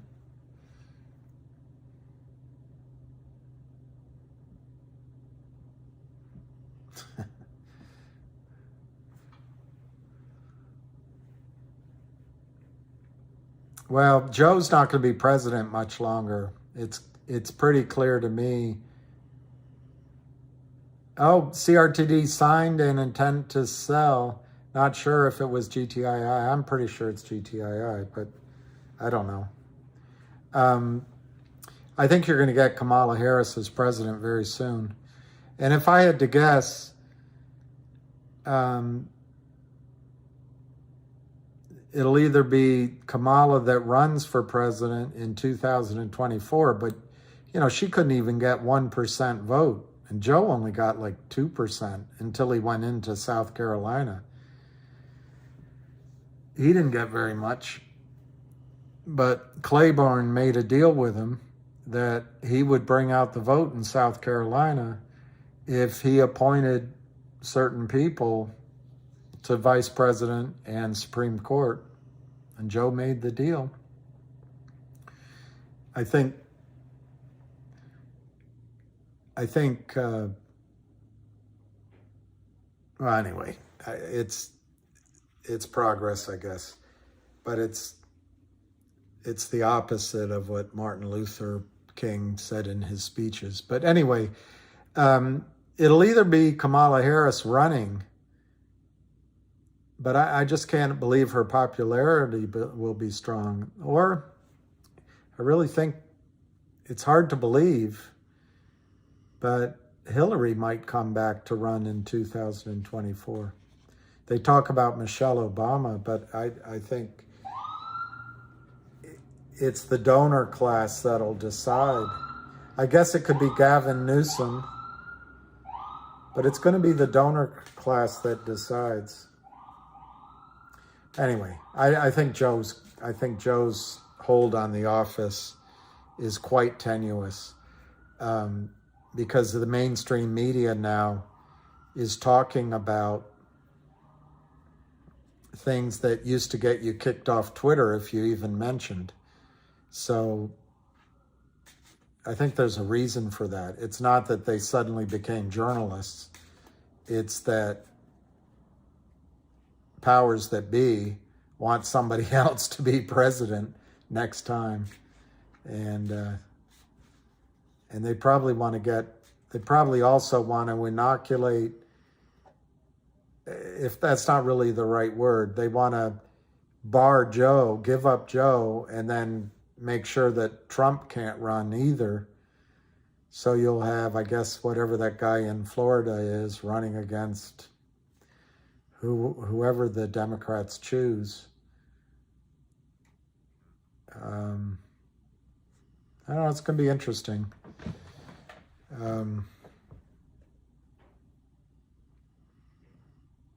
Martin Armstrong has a computer that I think it's called Socrates, which basically projects cycles over long periods of time. I don't know. I've never paid for his big, thick books, so I don't know exactly what's in all the calculations. But he's projecting that our country breaks up, I think by 2034. Anyway, somewhere in the next decade that our country breaks apart, because you can't rule as a majority when you barely get elected by a margin of error that's so thin that you might as well be the minority as well as anyway, eventually the rest of the country won't accept it. We'll see. Well, Richard K., that's what, and I was just telling my sister Sunday night, and I know it can sound pandering. I don't mean it to be at all, but that's the risk. But I came home once when I was one of the first years I was at Merrill Lynch. I came home and my roommate wanted to go out on the town, and it was Martin Luther King's birthday. And we were on such a small budget, paying high rent. I had gone into Sears, of all places, with my Sears card and purchased a black and white TV so Tim, my roommate, could watch football games. But I was taking a shower, waiting to take a shower while he took a shower, and I turned on the TV, and I don't know why, but it was the first time I had ever heard, it was a black and white TV, PBS, first time I had ever heard Martin Luther King's speech all the way through that he gave at the Lincoln Memorial with, I'm trying to remember the singer. I don't think it was Mahalia Jackson. It was a different singer who told him to give the I Have a Dream speech. But I remember listening to that speech, and Tim wanted to go out, and I said, no, I'm going to stay and listen. And he went, and I sat there by myself and listened to it, and I got chills going up and down my spine listening to that speech. And it doesn't happen so much lately, but still in my life, when I would listen to that speech, it would give me chills. And one of the things that makes me admire Martin Luther King, other than the fact that he was so young and so courageous, he also said, so he's one of my heroes. he said at one point, and I don't remember the exact words, but he said that the jailer is also jailed, that the oppressor is also oppressed. I don't remember the exact words. And he thought that the white man was also paid a cost for racism and the horror of all that. It's a pretty amazing guy, because he was seeing the issues in terms of a much bigger picture of God and God's love, and I guess also of an afterlife. Anyway, so that's a long way to say that I agree with you, Richard K. He said, judge people not by the color of their skin, but the content of their character. And I think in a lot of situations, you have to adjust ratios for other things than just one characteristic. It can't be always fair to judge a situation by gender or by color or by religion as only one characteristic. It doesn't really make sense, because each person is an individual human being. And if you're a kook like I am, or just getting old and crazy, I think each person has God in them, as hard as it is to accept. And it is sometimes really hard to accept. That's my proof of God's existence. Somebody has to love all these people. I can't. Anyway, Martin Luther King is... and I don't know if John Kennedy was as great as Bobby Kennedy, but Bobby Kennedy was great. John, I think, was too. Different.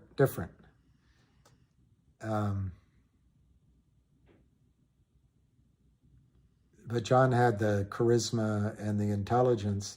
And John gave that great speech. When you think about it, he said, we all breathe the same air. We all want a better future for our children. Basically, we all live on the same planet.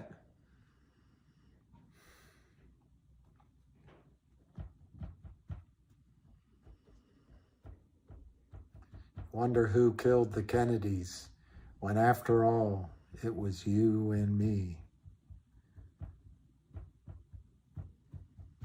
See, you guys don't remember that. I was a kid, but that was a searing time. That was a searing time. And I think there's been progress since then. I know it's not perfect, but I think there's been progress, a lot of progress. That's what we talked about the other night. They didn't agree with me, but I think a lot of Martin Luther King's speech, I Have a Dream, I won't say it's come 100% true, but it's a lot closer than it used to be, which is really good. I was doing my lives in the morning over the Christmas time holiday. Hey, Robert Paulson, I basically backed away, primarily because there wasn't much to say, but it was also the holidays. And I was finding myself down a lot, and I thought I was, reacting to people in a negative way. So I pulled away for a little while. Today, I think, is Tuesday, but I could be wrong. But yesterday, I wanted to come on in the morning, but I had a conference call, and then I had a noon conference call. So I came on today, and then I decided to come on to listen to the annual meeting with CRTD. So I don't really have a schedule, but I don't mind trying to do it each morning. I was doing these calls because I thought a short squeeze was imminent in GTII, and I think we got into it.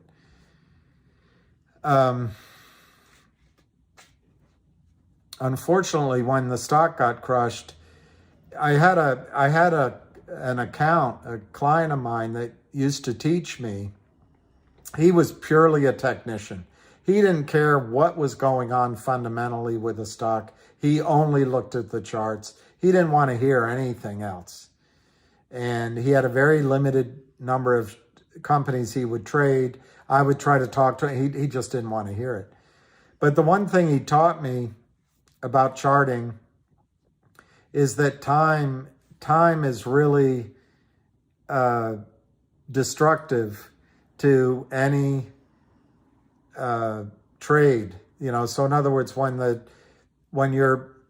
looks like you're going to be going up in the stock chart, when you start adding time and going sideways a bit, he would get really negative about the trade and just get out of it.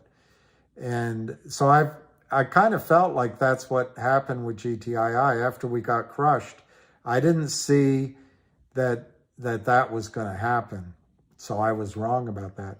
But then to rebuild, this is what this client would tell me, is to rebuild the strength, you need time. And so I think GTII has taken that time.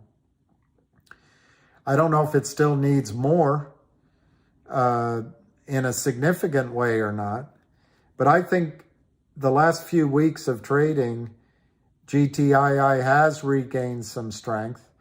My own view on the chart of GTII is, and it might have been broken today, but I don't think so. I'd have to look at it, that we're in an upside down head and shoulders pattern. So it's just a matter of getting through defining, because in other words, we had a spike, and now we've come back down to define the shoulder, which mirrors the earlier shoulder. Once we finish that, we're going to go back up strongly in GTII. That's my opinion. So when it turns, we're going to go back to $152 and then be $3, $3.50 very quickly in GTII. But right now we're in that horrible lull while I don't know what everyone's waiting for. News isn't going to change anything, because the Kramers and others will just come out with selling pressure. They must have computers, artificial intelligence, that can read any news story in 5 seconds and tell that it's bad news, because every news story that comes out, they sell.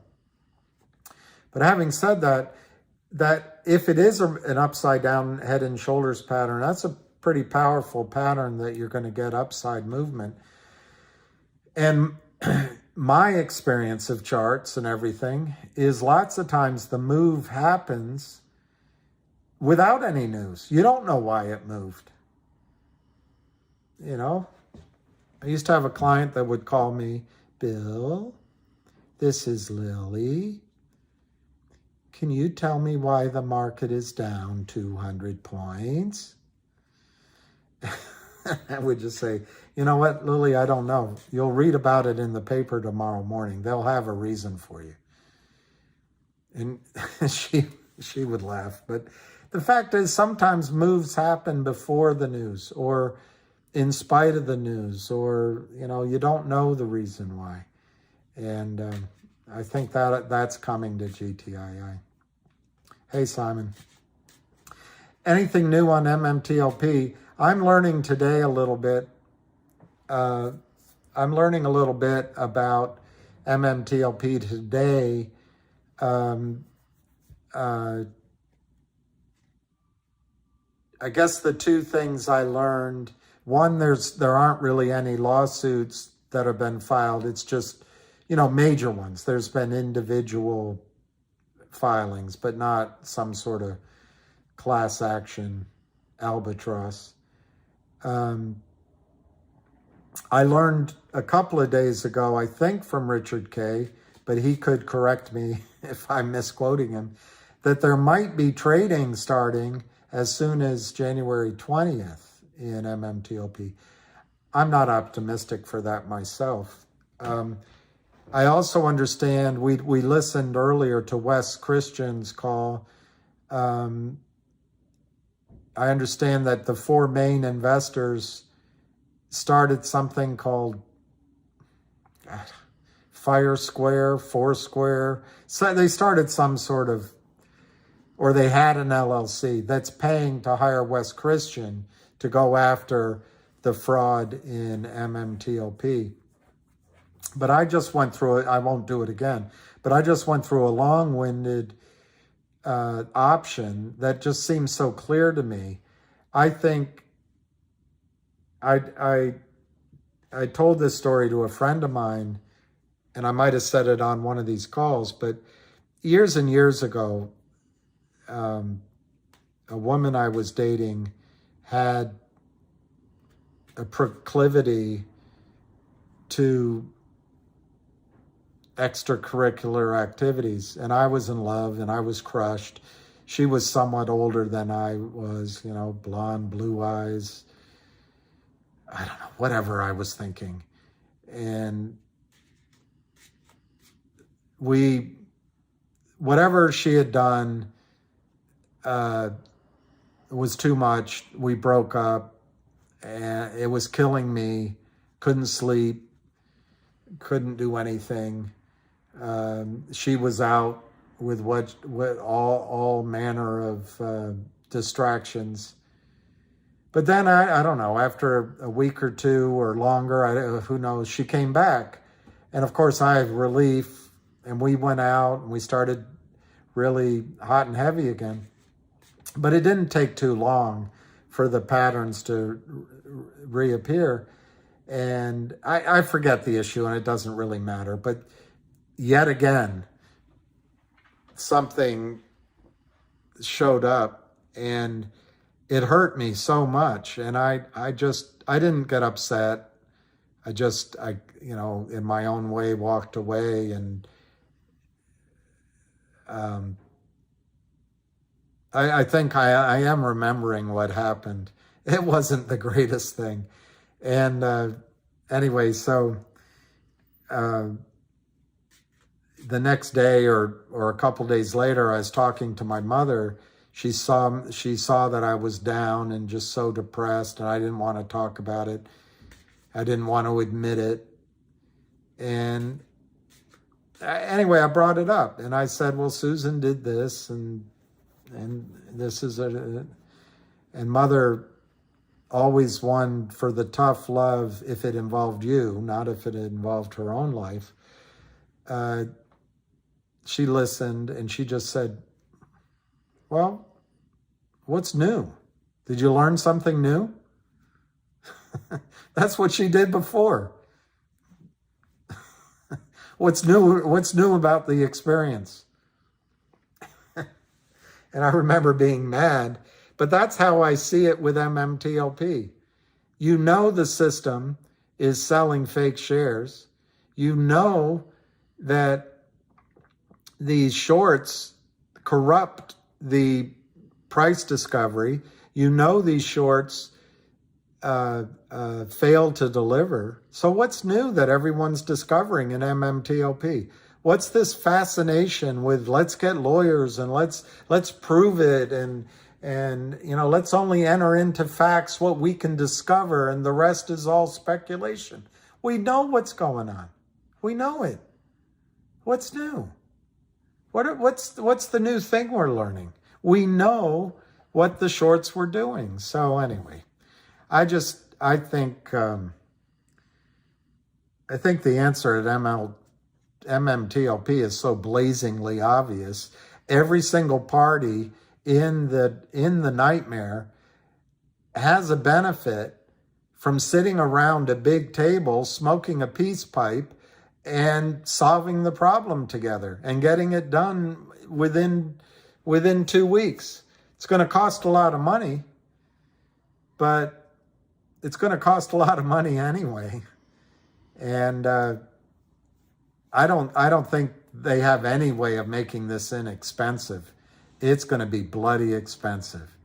But it would be better to get it finito now.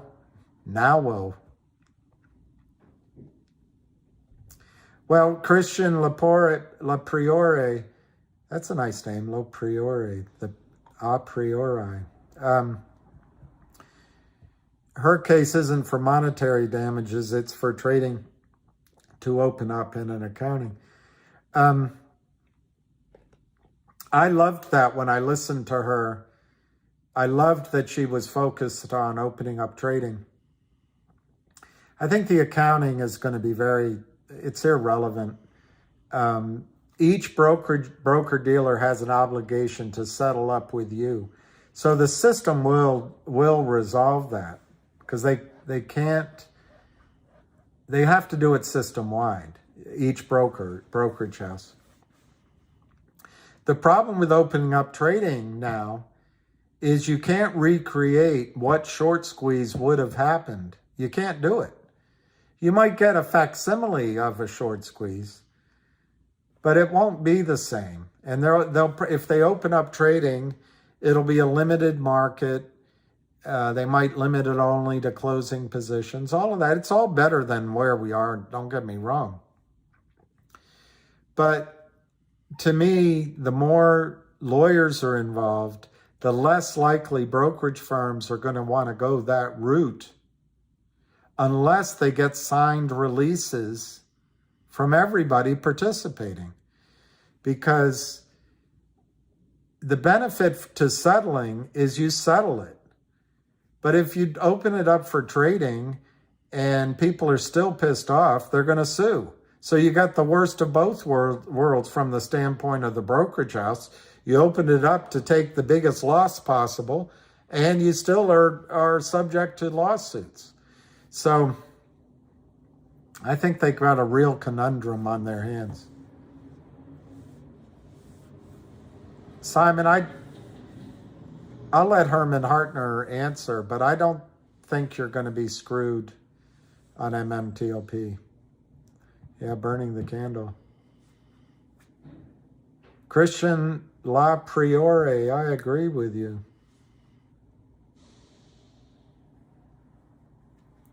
Well, that's a good point. We've got to emphasize, Herman says, it's oil and gas. And so while I see value, I love oil and gas.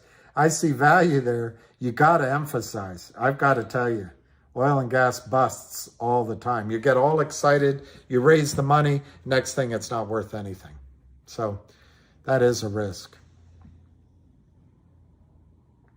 My gut says for MMTLP,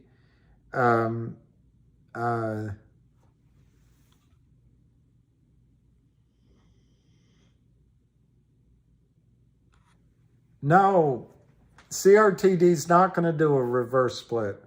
They didn't announce it. They just voted on it.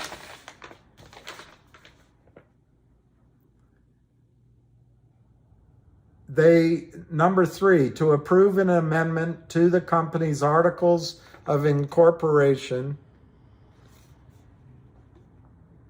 to effect a reverse stock split.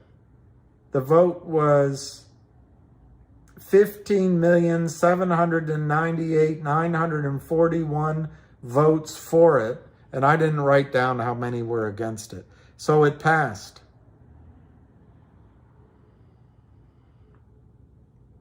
To approve an amendment to the company's articles of incorporation to effect a reverse stock split. That passed.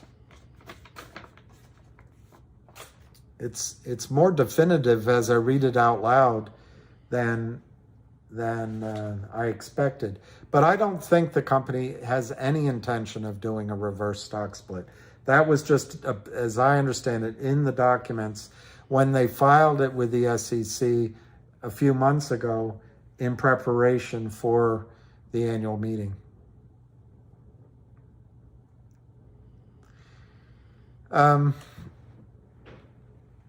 Voting to approve it means they'll do it. I don't see so. I don't see it. they only have 30 million shares outstanding. To do a reverse split, what are they going to go down to? 3 million? It makes no sense. This was here when the stock was trading, as he said, on September 2nd, he got punched to the gut because his lawyer said they were going to be delisted. I think this was here as a defense of getting delisted from NASDAQ.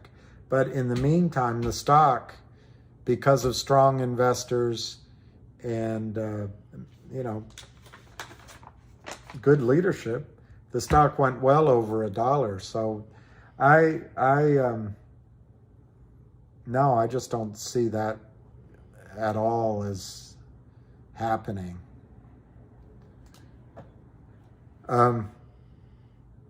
Someone was asking on MMTOP, you entered into a contract, and it's a solemn one as long as the United States wants securities markets. You put up your money, you have a ticky, you get your laundry. And that's just the way it is. It's a fact check. So you're going to get shares in NextBridge. That's what they owe you. Or you're going to get some sort of equivalency. I think it's nearly impossible to define how much those shares are worth. Because by definition, if the shorts had their way, they would destroy the value of the shares, destroy the ability of NextBridge to do business. So by definition, it would go to zero. That's the criminals. But the fact is, there is success at the Oro Grande field. There are wells drilled. They do have 140,000 acres. There are risks, though. That's why settlement is better than taking the risk. Because if you go the legal route, lawyers will glom on to the assets and the potential assets. No bank is going to enter into lending money to NextBridge if there's risks of lawsuits, even though NextBridge did nothing wrong.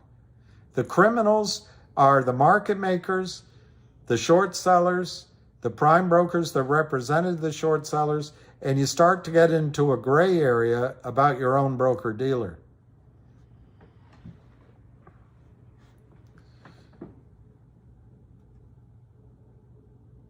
Not so gray. Pretty black and white. But they'll be able to argue in court. They didn't know. Our systems failed. Our computer systems weren't up to it. So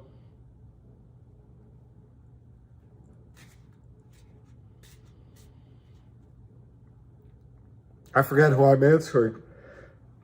But the point is, they owe you the shares in NextBridge.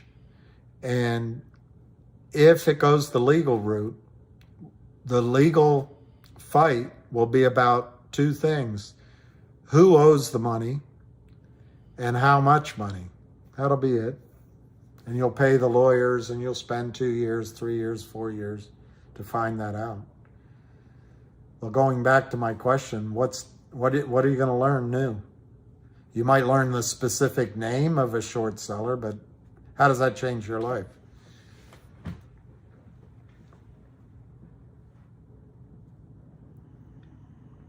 Richard, I'm going to go to that protest day unless I'm in New York City, but I'm going to go to that.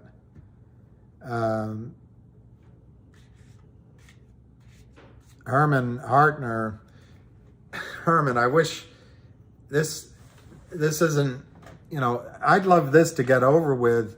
I'm trying to start do a small oil and gas project in Wyoming, and this is holding me up. But Herman, I think my estimate on NextBridge right now is $106 a share right now. That's me. It's a WAG estimate, but the principals don't want to accept less than $600 a share. But Herman, I'm firmly in the camp that one day, I don't know what it'll be, but I'll give you an example. One day we'll wake up and the front page of the news, MBS will announce, he'll be king then, he'll announce to the world that the Garwar field is going to be saved for the next generation of Saudi Arabian princes and people, by way of explaining why overnight production has dropped 5 million barrels a day. Garwar has been producing since I think it was discovered in 1948. The king of fields, I think it was 48. It's been producing though for 80 years or more.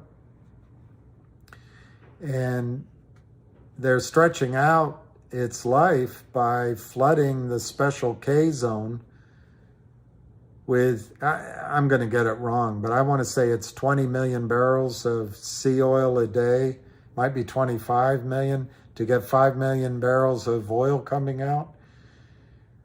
Well, you know more about oil and gas than I do, Herman, but I've been in plenty of projects. You get that phone call, well, it watered out. I think one day the Garwar field is going to water out. And then oil prices, people are used to paying $3 or $4 or $5 a gallon. I think there's going to come a time when to hop in your cars be $25, $30, $35 a gallon. A gallon. It's going to be tough. It's going to be a different world. Can we change and adapt? Absolutely, we can change and adapt. And it'll be a good life. But that much gasoline, which might cost you what, 40 cents? Less than that.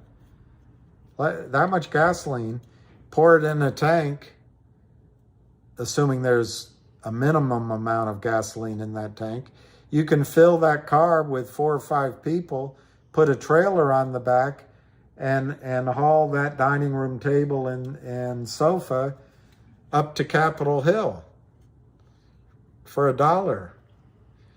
Well, when you don't have that, try to get human beings to do that for you. It's going to cost a lot of money. We all take it for granted. Oil is the most mispriced commodity in the world, in my opinion. Anyway, Armin, that's a long way of telling you I think oil prices are going to go, $100, $200, $300, $400, $500 a barrel. And you're not allowed to make those kind of predictions.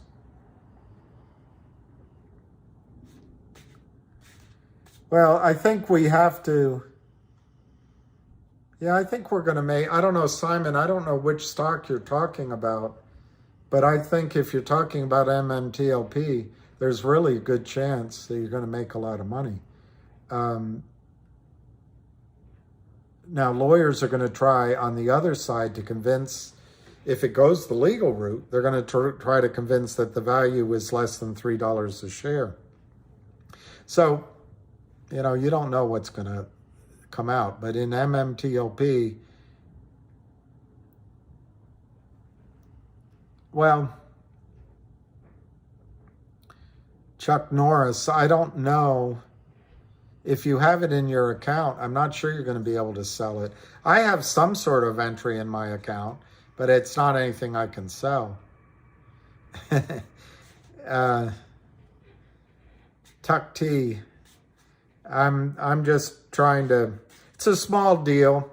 I'm working with a guy that I trust. He's an oil man, Wyoming oil man. He's, in his early 70s. But he has all the knowledge of the play. But it's just primarily a natural gas field, shallow, and that's what we want to go after first. But there is oil. There's a lot of oil too. The largest part of the oil is it's without energy. In other words, you got to pump it to bring it up. It won't, the gas is gone, so it won't come up by itself. That's okay. But then it's got, I forget the terminology. I'm not a geologist, but it's got a boiling point or a dew point or something like that. So anyway, as it comes up, it hardens. And so we need to find for that, and that is not my focus right now, but there's a lot of oil there. There's like $200 or $300 million worth of oil there with that aspect. It needs some sort of technology or chemical to fix that problem. But I'm not focused on that part of it right now. I'm just saying there is oil in the play. But the natural gas, we have about, I think, 40 or 45 locations. The wells are relatively shallow. There is some federal leasing, which under the current administration is, you know, but the rest of it is private.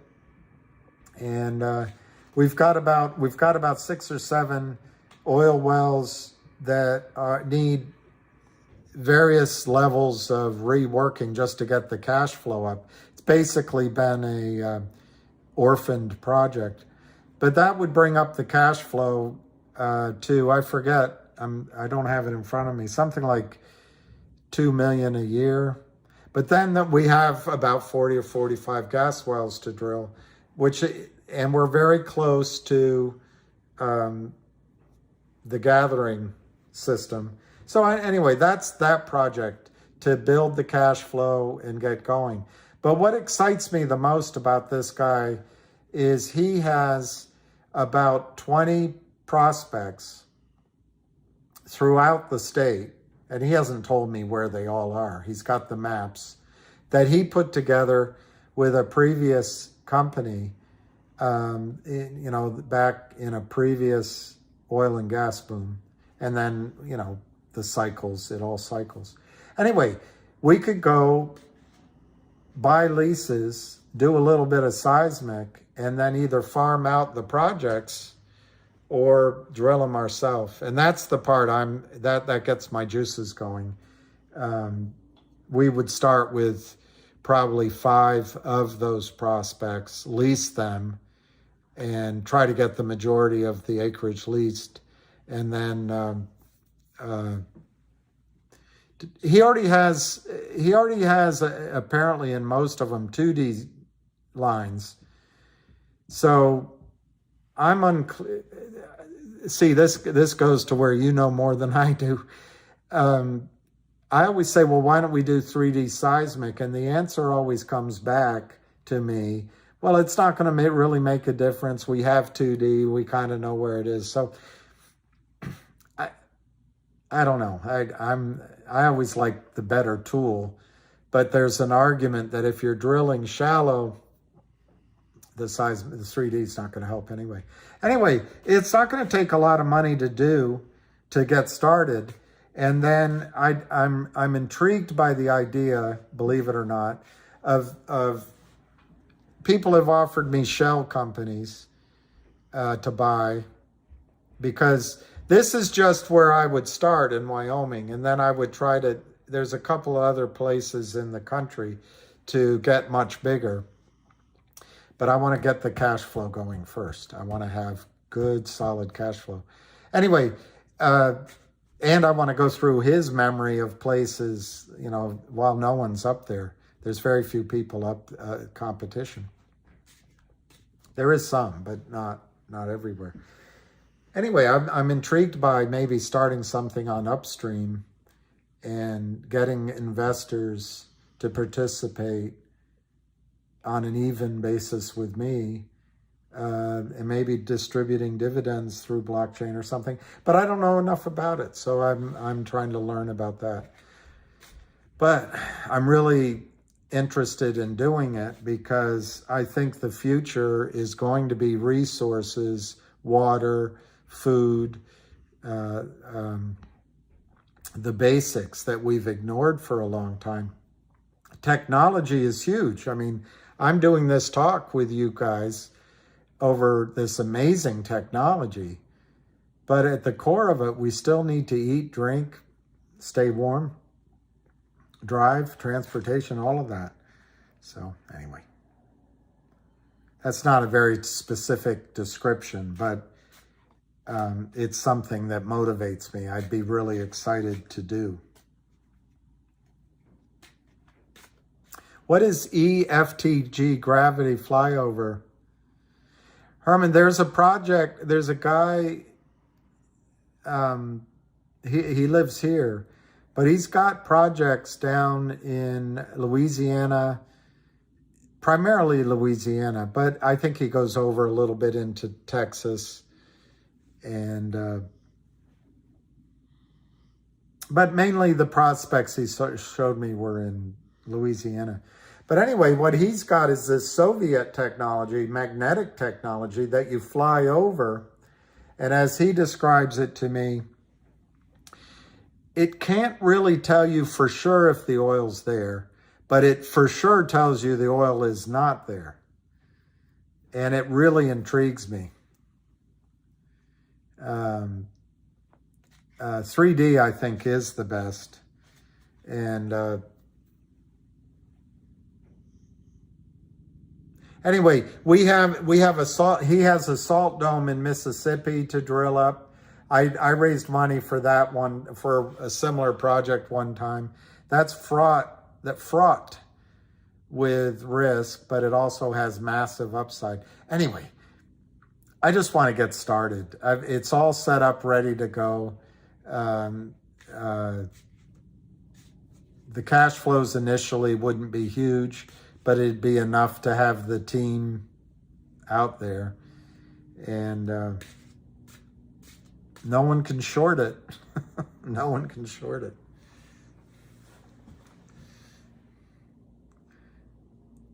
LiDAR. My eyesight, I can't quite, or FIDAR? LIDAR, I don't know what that means.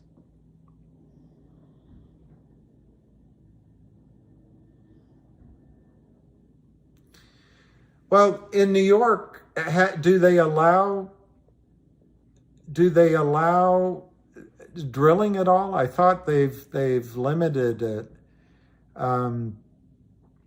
A friend of mine is just doing amazing things in the Utica and Marcellus. You know, much bigger money, but New York has missed out on that whole thing. That would be fantastic if New York has things to work on and you're able to do it. I would hop on that. Because it's beautiful in upstate New York. And it's not expensive to live there. Oh, from Scott Pruitt.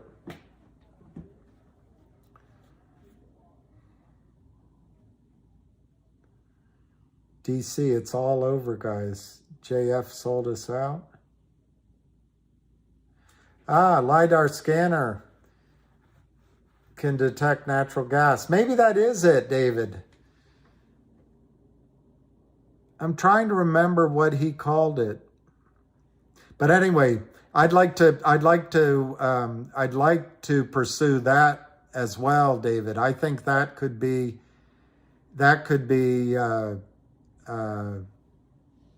if it works. I love the idea of having a tool that works, that gives you an edge. I love that idea. But anyway, that's something I want to pursue. DC, I don't know who you are, DC, but this is a pre-existing slate to vote. That's all that happened. And he didn't sell us out. On that number 3, almost 16 million shares voted for it. So who sold who out?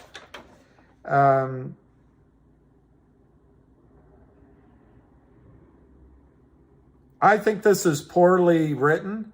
I think it should say to approve an amendment to the company's articles of incorporation to allow for a reverse stock split. Instead, it says to effect a reverse stock split. But it does not mean it's going to happen. It's just permission to let it happen. The stock, because of people like you, DC, I think it was you, your kind of guys, had shorted this stock down to 4 cents a share. And he was told by his attorney that he was going to be delisted. So this was a defensive move before he studied the situation, before he met Ham, before he knew there was a way to fight back. He did the same thing that all you short sellers get the companies to do, which is to shoot themselves in the head by the only thing they can think of. You guys give the advice to them. Why don't you reverse your stock? You can get back above $1. And then the rest of the con men tell retail, well, if Cosmo gets above $1, we're going to go to, there's news coming. And it's going to force a short squeeze.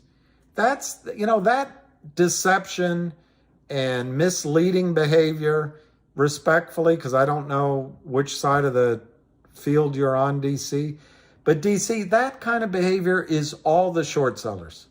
That evil and mistrust and lying and deception is all on the other side of the court, on the criminal side of the court.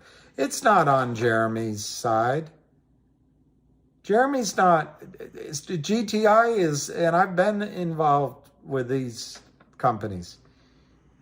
He's not here to lie to you, to mislead you, to fudge you, to crap out on you the way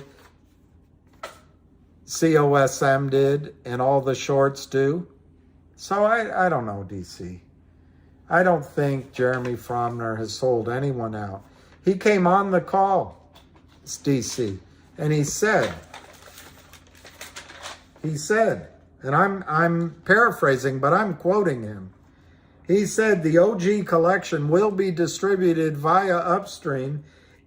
That'll be completed in Q1 2023. He went on to say that it's his goal to have this alternative blockchain-based distribution completed as early as January. So I don't know. I think you're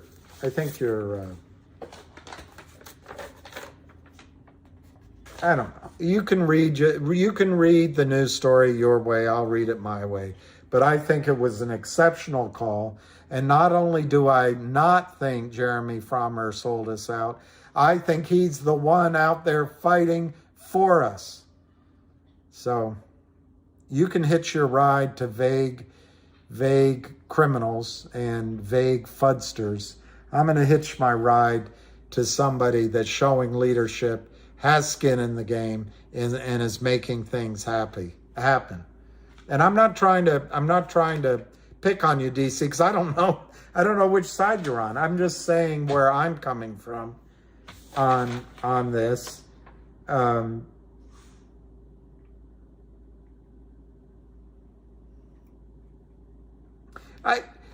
Let me answer it in a different direction. What benefit is it to reverse stock split the stock now? There isn't a benefit. There was when it was 4 cents. There was. But what benefit is there at wherever it closed, 70 cents, 69.9 or whatever it was? There's no benefit. I don't know. I don't see it. I don't see it. And in terms of authorizing a greater number of shares, that just gives him flexibility. He only has 30 million shares outstanding and authorized. They have 30,192,227 issued and outstanding shares. Well, it makes sense to expand what you could offer to investors.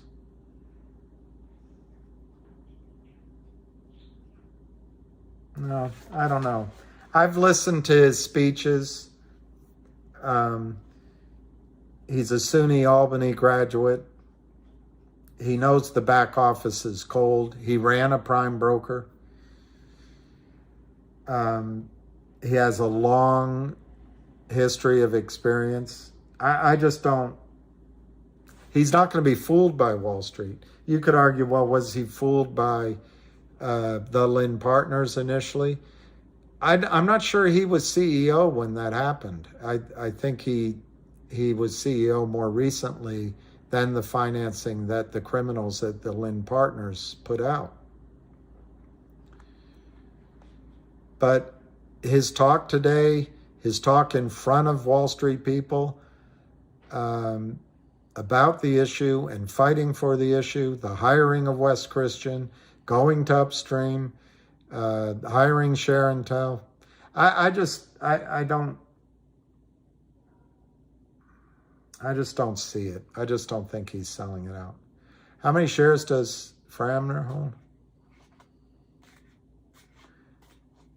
20,000 shares of CRTD. I think that's great. Just to repeat myself, it's selling at what, 66 cents? Let me just look.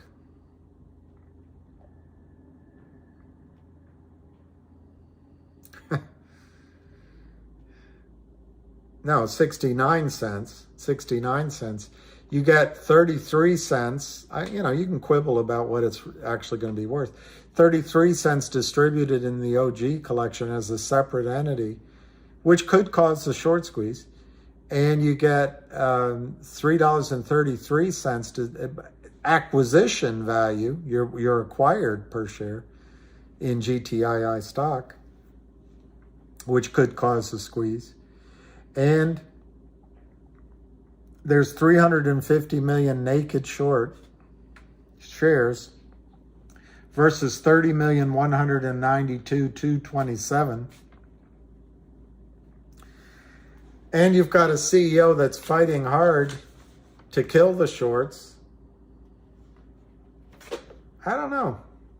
It's a pretty darn good risk-reward setup. And you've got big investors in there. The risk is that you buy it here at 69 cents, you get your distribution, and it runs to $3.30, $3. The risk is some people get out at $2.50, $2.75, $3. It's a temporary risk. I think in GTII, the risk is people get out at $3, $4, $5. Some people do. Just because this has all been devastating to people. And that's what the shorts want. But I don't think any of that selling is going to stop the ultimate squeeze if it happens. In the case of CRTD, you've got more than 10 times the number of shares to buy back than even exist. In the case of GTII, you've got about 10 times what is estimated is the real float that's out there trading. There are more shares that are being issued restricted shares as they acquire things and et cetera. But in each cases, you've got well over 300 million shares that are counterfeit that have to be bought back.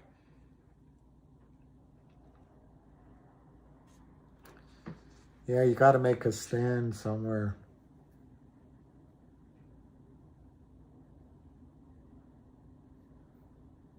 So what's that? Software and as service companies on the Toronto, they're micro caps. Oh, they're always shorted, I know. So you don't really love them.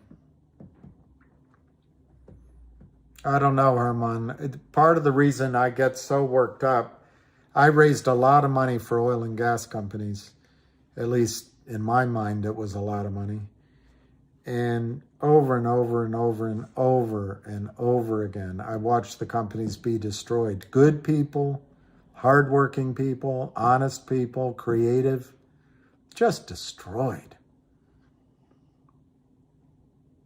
And the banks join in, by the way.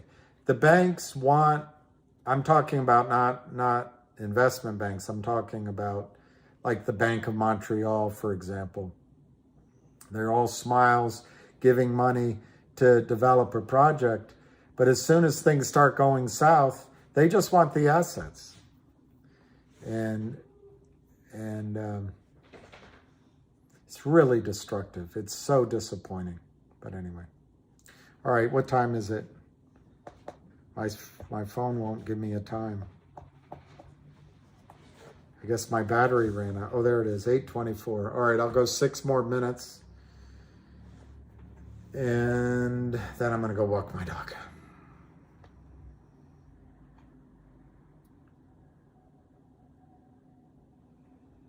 What is it called? Die in flame, you're free again. Die in flame.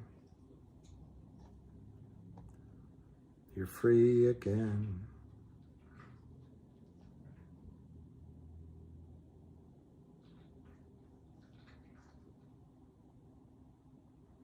You're right, die in flame. Chris Ray. It's Chris Ray.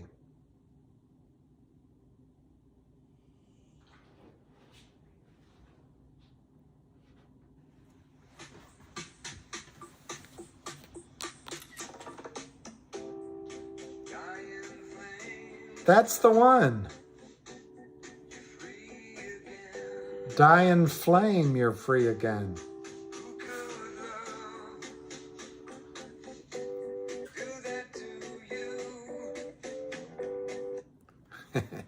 Do you think, hey Claire, do you think CEO of CRTD did not know temperature of stockholders with his fight against Naked Short? Do you think CEO of CRTD did not know temperature of stockholders with his fight against Naked Short?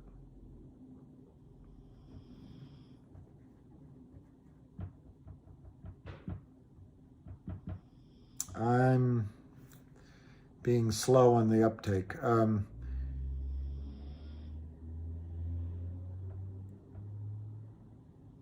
I think he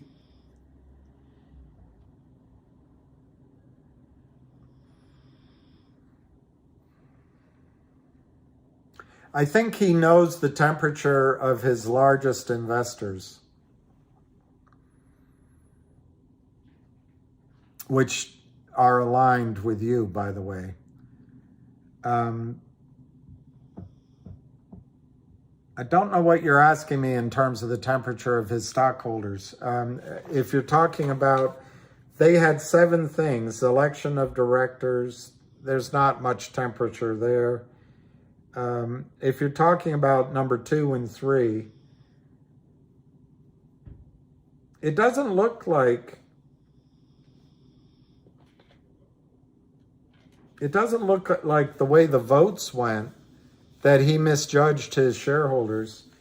He got 15, 16 million votes for both of those versus about 5 million against. So I think he probably judged it all right. In terms of, did he judge the temperature of shareholders as having a willingness to fight the shorts? I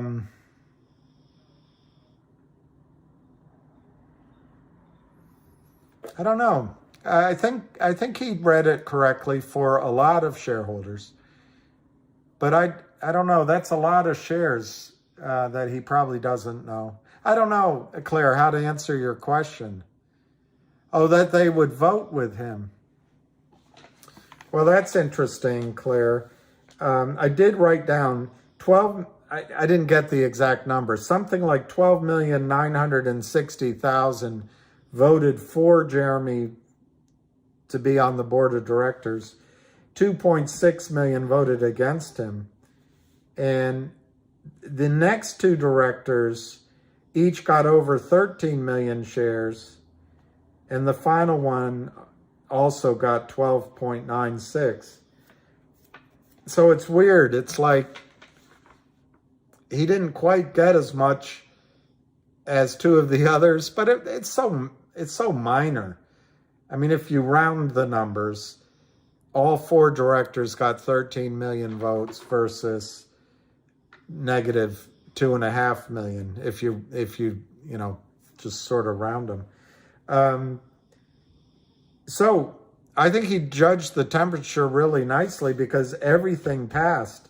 All 7 items passed comfortably on his schedule. And what I think it means, everyone's so attuned to looking for negatives.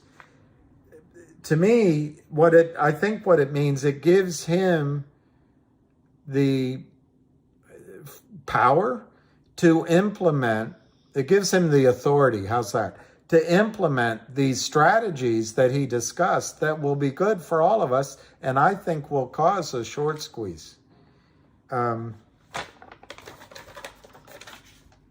The only thing that can kill a short squeeze, to me, is lawyers going into settlement, not stock settlement, into legal settlement. And I don't know, could that happen? I suppose. But I don't see that with him. I think he wants to get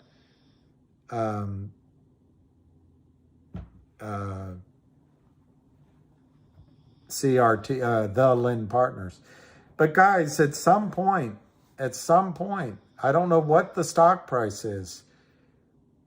There will be people that want to come out of the stock. Is it at $3, $13, $30? So it's really hard to predict exactly what will happen.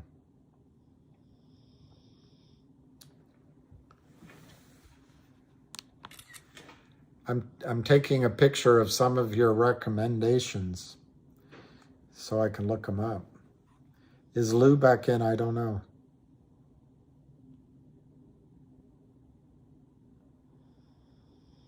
There you go.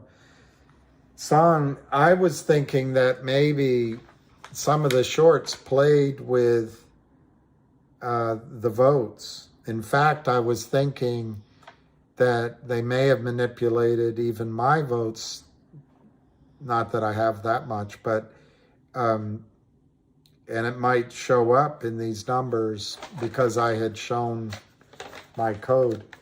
So you bring up one of the biggest issues of naked short selling. Who votes the shares? BlackRock is pushing, for example, a lot of woke agenda. One of the insane agendas is that big pools of money now value oil and gas in the ground as having a terminal, they pick it, but let's say 1939. You can't value the reserves past that. They're all going to be worthless. Why? Because we're going to stop burning oil and gas then. This is just insanity. And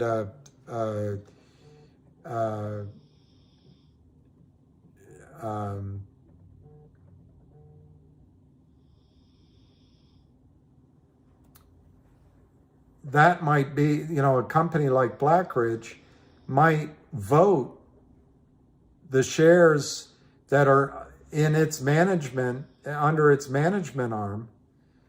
But how do you know if those shares are all real? Some of them might just be the counterfeit shares that everyone else voted, that has in their accounts. So it's a really good question from a governance standpoint. Are the shares being voted that are real? I noticed here, though, that they had 21,317,237 shares vote out of 30,192,227. So I think somehow they got the legitimate share count somehow. It's an interesting question, Song. It is an interesting observation. Why there's not a greater discrepancy? It's an interesting question, Song. Worthy of further thought.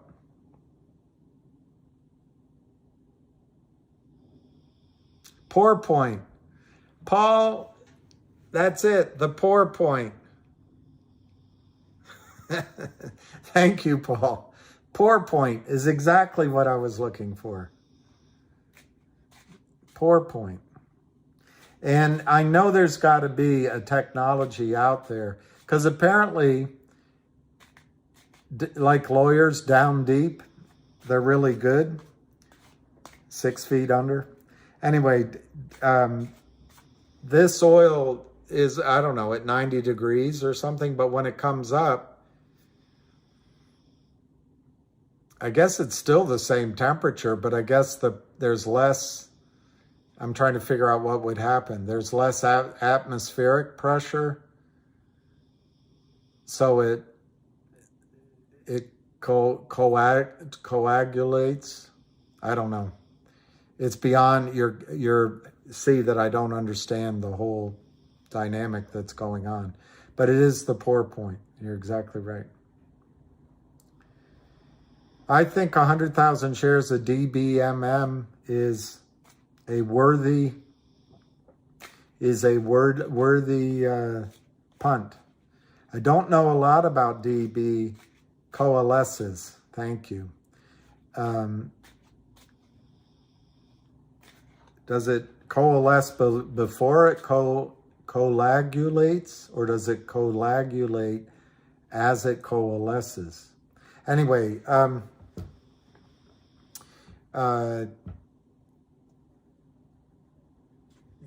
the things that go for DBMM are the CEO, the reportedly 8 billion naked short position, but I haven't been able to confirm that anywhere. Somebody on this call had done the research, and the CEO I already said is terrific, and it's the Kramers. Viscosity is a better word.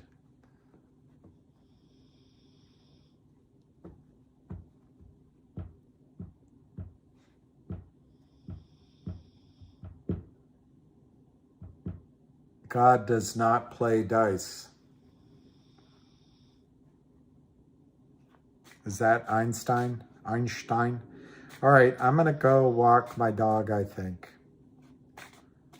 And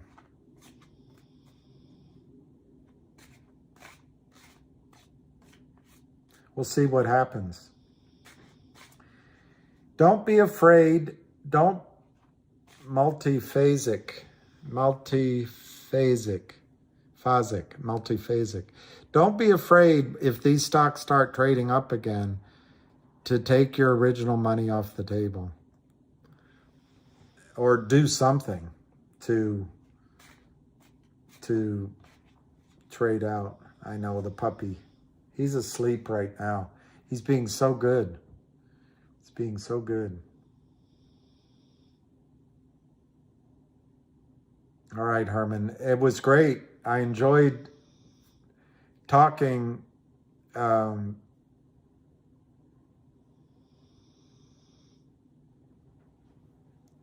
Whoever is the holder of record has the voting rights. The account that lent out the shares does not get a vote. It's only 30 million votes, no matter how many longs are out there. I guess that's right. If it's lent out once, and then they lend it out, and then they lend it out, and then they lend it out, and then I guess that's right. Yeah, it's interesting. It's what is interesting to talk about and think about how to make things happen. So, dealing with these naked shorts all day long, day after day after day. Quantum short. Haven't watched. Oh, what's your newborn girl's name? I know. I get a lot of SHIT for it.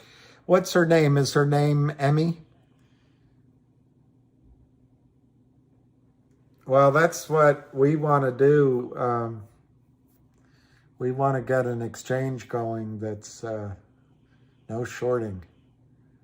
That would be interesting. So what is your girl's name?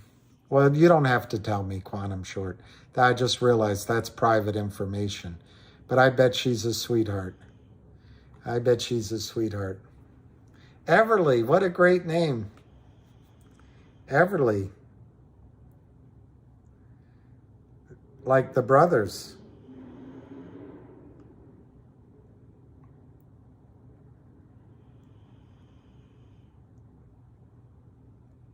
Yeah, I know. He does love it, and I love it too. Although I get a little impatient. Isn't that horrible that I get impatient with him after he's patient with me? I want to show you a little girl,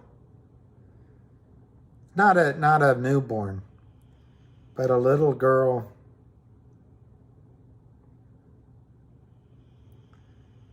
Here, little girl. That's with my dog.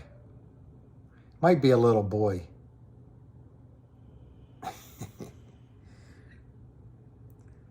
I didn't get all the best pictures, but he was so happy. So happy.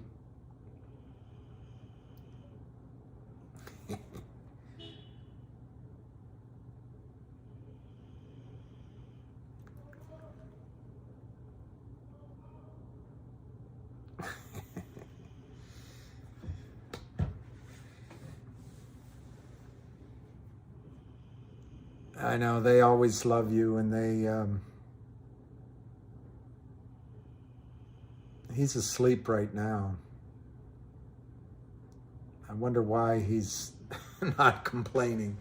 But yeah, very loving, very loyal and faithful. I thought he was a boxer, but I've never done that swab. When I got, he's a rescue, and they said he's a pit bull terrier mix, which I don't think he is, but they're all bully dogs. I think what he is an American Staffordshire, and he might be pure American Staffordshire. But I should do one of those swabs because he's a great dog. Absolutely a great dog. So anyway, I'm going to go walk him and leave my phone on the charger and get up early and watch Novak Djokovic. I forget who I have the bet with. $1. I'm going to keep it here. And so I'm going to wish everybody good night and thank you very much. I think we're going to be okay. It's just a question of time, right? All right. Ciao, Bella.